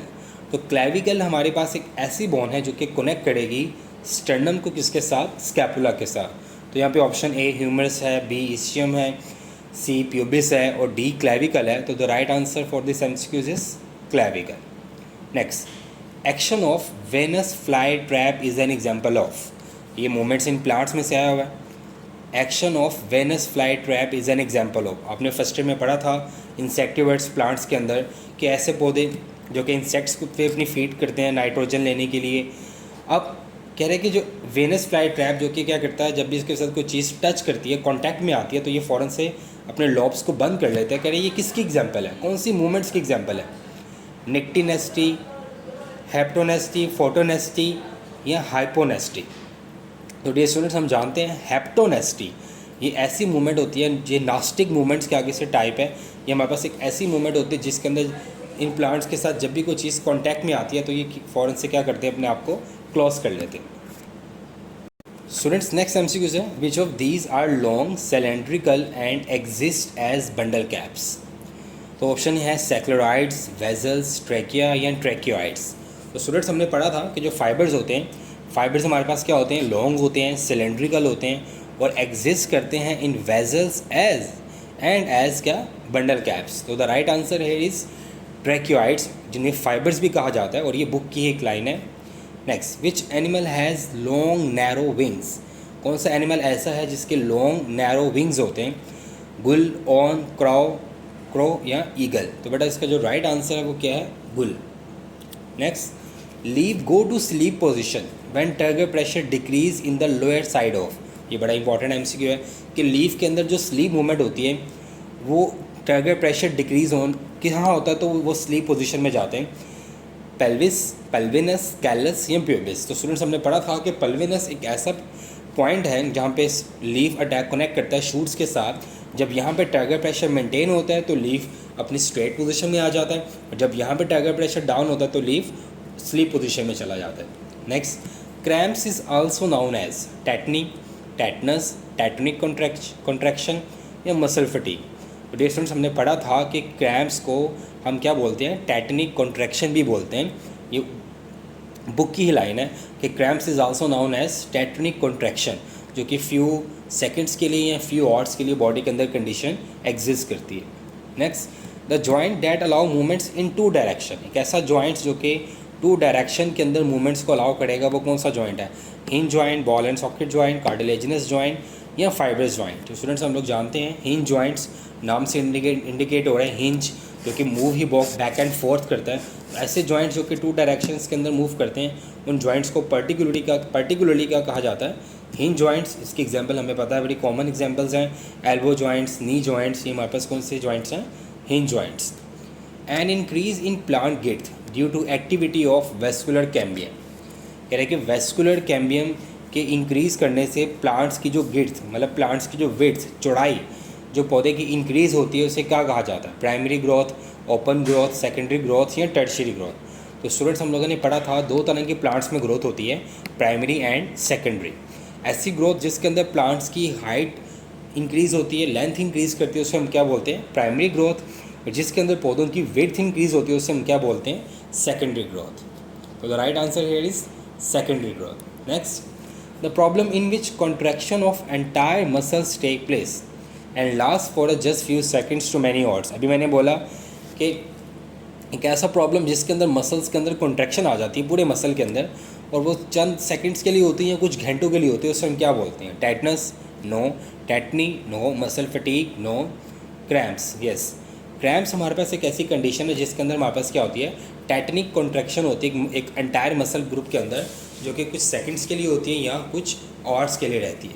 उसके बाद, number of cervical vertebra in a male camel या मैमल। तो अगर हम बात करें सर्वाइकल वर्टिब्रा की, पीछे मैं भी डिस्कस कर चुका हूँ कि सर्वाइकल वर्टिब्रा कितने होते हैं, 7, थोरैसिक कितने होते हैं, 12, लंबर कितने होते हैं, 5, और पेल्विस कितने होते हैं, 9, जो कि फर्दर दो पार्ट्स में डिवाइड है, सैक्रम और कॉक्सिक। सैक्रम में कितने होते हैं, 5, और कॉक्सिक में कितने होते हैं, 4। Next, bone to bone attachment is by. Bone to bone attachment किसके थ्रू होती है, टेंडन नहीं, ये तो मसल्स को बोन से जोड़ता है। नर्व्स, ये तो कंडक्शन करवाती हैं इम्पल्सिस को। लेगामेंट्स, यस, लेगामेंट हमारे पास एक ऐसा कनेक्टिव टिश्यू है जो कि अटैच करता है बोन विद बोन। तो बोन को बोन के साथ जो चीज़ अटैच करती है वो हमारे पास क्या होती है, लिगामेंट होती है। Next, most efficient way of supporting body is seen in. सबसे ज़्यादा एफिशिएंट सपोर्टिंग बॉडी देखी जाए तो वो किस में होती है, फिशेस के अंदर, एविस के अंदर, रेप्टाइल्स के अंदर या मैमल्स के अंदर। तो स्टूडेंट्स, हम लोग जानते हैं कि जो सबसे बेस्ट क्रिएशन अल्लाह पाक की वो ह्यूमन बींग्स है, और ह्यूमन बींग्स किस कैटेगरी में आते हैं, मैमल्स के अंदर आते हैं। तो सबसे जो एफिशिएंट सपोर्टिंग बॉडी है वो किन की है, मैमल्स की होती है। Next, which one of these is not a joint disease. कह रहे हैं कि इनमें से कौन ऐसी एक ऐसी बीमारी है जो जॉइंट्स डिसऑर्डर नहीं है, ऑर्थो से रिलेटेड नहीं है, बोन से रिलेटेड नहीं है। आर्थराइटिस, ये जॉइंट डिसऑर्डर है, इन्फ्लेमेशन ऑफ जॉइंट्स। डिस्लिप ये भी वर्टिबल जॉइंट्स का एक डिसऑर्डर है। स्पॉन्डोलाइसिस ये भी एक जॉइंट्स का डिसऑर्डर है। शाटिका एक ऐसा डिसऑर्डर है जो कि जॉइंट डिसऑर्डर कंसीडर नहीं होता। इसके अंदर आपकी शाटिक नर्व इन्वॉल्व होती है, आपकी बोन्स की इन्वॉल्वमेंट इसके अंदर नहीं होती। Which is not a bone of axial skeleton, कह रहे हैं कि इनमें से कौन सी बोन है जो एक्सियल स्केलेटन में नहीं होती। Ribs is a part of axial skeleton, centre वाला एरिया है। स्टर्नम ये मैंने आपको बताया था कि ये तो बिल्कुल चेस्ट के सेंटर में होती है, तो ये भी एक्सियल स्केलेटन। क्रेनियम ये स्कल की बोन्स हैं, ये भी एक्सियल स्केलेटन में आती है। पेल्विक गर्डल हमारे पास किसके अंदर आता है, अपेंडिकुलर स्केलेटन का पार्ट है। तो हम ये कहेंगे कि जो पेल्विक गर्डल है is not a bone of axial skeleton, it's a bone of appendicular skeleton. Next, the collenchyma cells have protoplast and usually lack, कह रहा है कि कोलनकाइमा सेल्स के अंदर जो प्रोटोप्लास्ट होता है और उसमें क्या नहीं होता, primary cell wall, secondary wall, middle lamella या वैक्यूल। तो ये बुक की लाइन है और ये बहुत इंपॉर्टेंट एमसीक्यू है कि कोलनकाइमा सेल्स के अंदर क्या चीज़ लैक होती है, सेकेंडरी वॉल यूजुअली क्या होती है उनके अंदर लैक होती है। The supracoracoid muscles provide power for dash stroke, कह रहा है कि जो सुप्राकैराकॉइड मसल्स होते हैं ये बर्ड्स को हेल्प करते हैं कौन से स्ट्रोक के अंदर, अपवर्ड, डाउनवर्ड, रिकवरी या न्यूट्रल। तो अपवर्ड स्ट्रोक के अंदर सुप्राकैराकॉइड मसल्स बर्ड्स की क्या करते हैं, हेल्प करते हैं। Next, which of the following cells have angular thickening in their primary wall, कह रहा है कि कौन से सेल्स हैं जिनकी प्राइमरी सेल वॉल के अंदर एंगुलर थिकनिंग होती है, सैक्रोनकाइमा, वेजल्स, फाइबर्स या कोलनकाइमा। तो स्टूडेंट्स हम जानते हैं कि जो कोलनकाइमा सेल्स होते हैं इनके अंदर सेकेंडरी सेल वॉल नहीं होती और इनकी जो प्राइमरी सेल वॉल होती है उसके अंदर एंगुलर क्या होती है, थिकनिंग होती है। Which of the following is a bone of axial skeleton, कह रहे हैं कि इनमें से कौन सी बोन एक्सियल स्केलेटन की है, humerus no, femur no, tibia no, ribs हमारे पास कौन सी होती हैं, एक्सियल स्केलेटन की बोन के अंदर आती हैं। बाकी जो तीनों बोन्स हैं ये अपेंडिकुलर स्केलेटन का पार्ट है। Bundle cap in sunflower stem are formed by, ये बड़ा इंपॉर्टेंट एमसीक्यू है कि सनफ्लावर की स्टेम के अंदर जो बंडल कैप होते हैं वो किससे बनते हैं, मेसेनकाइमा, पैरेन्काइमा, कोलनकाइमा या सैक्रोनकाइमा। तो स्टूडेंट्स हम जानते हैं कि एडिशनल स्ट्रेंथनिंग होती है बाय सैक्रोनकाइमा सेल्स। तो बंडल कैप इन सनफ्लावर जो है वो कौन बनाते हैं, सैक्रोनकाइमा बनाते हैं। Next, the synovial joint is surrounded by a layer of connective tissue called ligament, nucleus pulposus, annulus fibrosis या फाइब्रस कैप्सूल। तो स्टूडेंट्स हम जानते हैं कि जो साइनोवियल जॉइंट होता है, साइनोवियल जॉइंट को कवर किया जाता है कनेक्टिव टिश्यू से, जिसे हम किस चीज़ का नाम दे रहे होते हैं, फाइब्रस कैप्सूल। और इस फाइब्रस कैप्सूल के अंदर साइनोवियल मेम्ब्रेन होती है और उस साइनोवियल मेम्ब्रेन के अंदर क्या होता है, साइनोवियल फ्लूइड होता है जो कि जॉइंट के बीच में पड़ा होता है और बोन्स को फ्रिक्शन से बचा रहा होता है। Next, collagen fibre of bone are harden by deposit of, ये बहुत इंपॉर्टेंट एमसीक्यू है कि जो कोलाजन फाइबर होते हैं बोन्स के उन्हें मज़ीद हार्ड किया जाता है डिपॉजिट करके उनके अंदर कैल्शियम फॉस्फेट, सोडियम कार्बोनेट और कैल्शियम कार्बोनेट। तो डियर स्टूडेंट्स हम जानते हैं यहाँ पे बात हो रही है बोन्स की, collagen fibres of bones are harden by deposit of, तो यहाँ पे क्या आएगा, कैल्शियम फॉस्फेट, क्योंकि हम जानते हैं कि बोन्स के अंदर जो मिनरल्स होते हैं वो कैल्शियम और फॉस्फेट होता है। All the changes of moulting are controlled by the nervous system and moulting हमने पढ़ा था ये एक्सोस्केलेटन वाले एनिमल्स के अंदर होती है कि वो अपना ओल्ड एक्सोस्केलेटन शेड करते हैं, get grow in size and then new exoskeleton form करते हैं। कह रहे हैं कि ये सारा प्रोसेस एक तो उनके नर्वस सिस्टम के कंट्रोल में है, सेकेंड उसे कौन सी चीज़ कंट्रोल कर रही है, वो हार्मोन जो है उसका नाम क्या है, तो बेटा उस हार्मोन का नाम क्या है, ecdysone. Therefore moulting is also called ecdysis. Both bones and cartilage consist of a living cells embedded in the matrix of protein known as, कह रहा है बोन और कार्टिलेज दोनों एक living cells embedded in the matrix of protein, ये protein के matrix में धसे होते हैं, उस प्रोटीन के मैट्रिक्स को क्या बोलते हैं। ये हमको बहुत दफ़ा रिपीट हो चुका है स्टूडेंट्स, कैरेटीन, फाइब्रिनोजेन, इंसुलिन या कोलाजिन। तो collagen is a right answer and is a book line कि बोन और कार्टिलेज जो होते हैं ये एम्बेडेड होते हैं एक मैट्रिक्स के अंदर, उस मैट्रिक्स को हम क्या कहते हैं, कोलाजिन बोलते हैं। Next, in plants movement in response to stimulus of touch is called, कि प्लांट्स के अंदर कौन सी मूवमेंट टच के स्टिमुलस में होती है, फोटोटैक्टिक, कीमोटैक्टिक, निक्टिनेस्टी या थिग्मोट्रोपिज्म। तो स्टूडेंट्स हम जानते हैं कि जो थिग्मो है इसका मीनिंग क्या होता है, टच। तो जो टच के रिस्पॉन्स में प्लांट्स के अंदर मूवमेंट होती है वो कौन सी होती है, थिग्मोट्रोपिज्म, और ये किसकी एग्जांपल है? पैराटोनिक मूवमेंट की एग्जांपल है। Next, sclerenchyma has thick secondary wall usually impregnated with, कि जो सैक्रोकाइमा होते हैं उनकी सेल वॉल थिक होती है क्योंकि उनके अंदर एक केमिकल होता है। ऑप्शन ए है काइटिन, ऑप्शन बी है पेक्टिन, ऑप्शन सी है सिलिका एंड ऑप्शन डी है लिग्निन। तो स्टूडेंट्स हम जानते हैं यहाँ पे जो राइट आंसर है वो हमारे पास कौन सा होगा? लिग्निन, क्योंकि सेकेंडरी सेल वॉल के अंदर लिग्निन होता है और लिग्निन के साथ साथ एक और केमिकल होते हैं जिसे हम क्या बोलते हैं? ऑर्गेनिक सब्सटेंसेस, जो कि इसको क्या बनाते हैं? थिक बनाते हैं। Next, the plantigrade animals walk on their, जब प्लांटिग्रेड एनिमल्स होते हैं वो मूव करते हैं डिजिट्स के ऊपर, टिप्स के ऊपर, सोल्स के ऊपर या बैली के ऊपर। तो हम जानते हैं स्टूडेंट्स ये एनिमल्स किसके ऊपर वॉक करते हैं? अपनी सोल्स के ऊपर, पाम के ऊपर अपनी। Next, the stabbing pain in legs is, कह रहे हैं कि आपकी टांगों में अगर एक ऐसा पेन हो जैसे आपको किसी ने खंजर से वार किया हो, तो ये पेन किस में होता है? स्पॉन्डोलोसिस के अंदर, आर्थराइटिस के अंदर, हर्निएशन के अंदर या शाटिका के अंदर। तो स्टूडेंट्स हमने पढ़ा यही था शाटिका के फर्स्ट लाइन के अंदर कि ये स्टैबिंग पेन होता है जो कि रेडिएट करता है along with sciatic nerve. Next, the internal hydrostatic pressure in plant is, plants के अंदर जो इंटरनल हाइड्रोस्टैटिक प्रेशर होता है वो क्या होता है? Osmotic pressure, root pressure, solute pressure या टर्गर प्रेशर। तो स्टूडेंट्स हम जानते हैं जो इंटरनल हाइड्रोस्टैटिक प्रेशर होता है इन प्लांट्स, उससे हम किसका नाम दे रहे होते हैं? टर्गर प्रेशर का उससे हम नाम दे रहे होते हैं। Next, the disease which cause immobility and fusion of vertebral joints is called, एक ऐसी बीमारी जो कि हमारे वर्टिब्रल जॉइंट्स के फ्यूज़ और इमोबाइल होने की वजह से होती है, वो कौन सी है? आर्थराइटिस, रिकेट्स, स्पॉन्डोलिसिस या शाटिका। तो स्टूडेंट्स हम जानते हैं कि स्पॉन्डोलिसिस एक ऐसी बीमारी है जिसके अंदर हमारे वर्टिब्रा क्या होते हैं? फ्यूज़ हो जाते हैं, क्योंकि डिस्क स्लिप और डिस्क रिमूव हो जाती है। जब डिस्क रिमूवल होता है तो वर्टिब्रा जो होते हैं ये आपस में फ्यूज़ हो जाते हैं और इमोबाइल हो जाते हैं। Last, the sclerenchyma cells found in seed coats and nut shell are card, sclerenchyma cells की वो टाइप्स जो कि सीड कोट और नट शेल्स में होती हैं उन्हें क्या कहा जाता है? फाइबर्स, सेक्लोराइड्स, ट्रेक्योइड्स या वेसल्स। तो स्टूडेंट्स हम जानते हैं कि जो सेक्लोराइड्स हैं, सेक्लोराइड्स ये वो सैक्रोकाइमा सेल्स की वो टाइप है जो कि पाई जाती हैं किसके अंदर? सीड कोट के अंदर और नट शेल्स के अंदर। ये भी बुक की लाइन है और ये बहुत इंपॉर्टेंट एमसीक्यूज हैं। तो डी स्टूडेंट्स ये हमारे एमसीक्यूज थे चैप्टर स्पोर्ट एंड मूवमेंट के, और ये बहुत बहुत बहुत इंपॉर्टेंट है बोर्ड के पॉइंट ऑफ व्यू से। इंशाल्लाह हम एमटी कैट के एमसीक्यूज को भी डिस्कस करेंगे नेक्स्ट किसी वीडियो के अंदर ज़रूर। तो आप लोगों ने इन एमसीक्यूज को ध्यान से रेडी करना है ताकि आप बोर्ड के एग्ज़ाम्स के अंदर अच्छे से मार्क्स ले सकें और कोई भी एमसीक्यूज आपका गलत ना हो।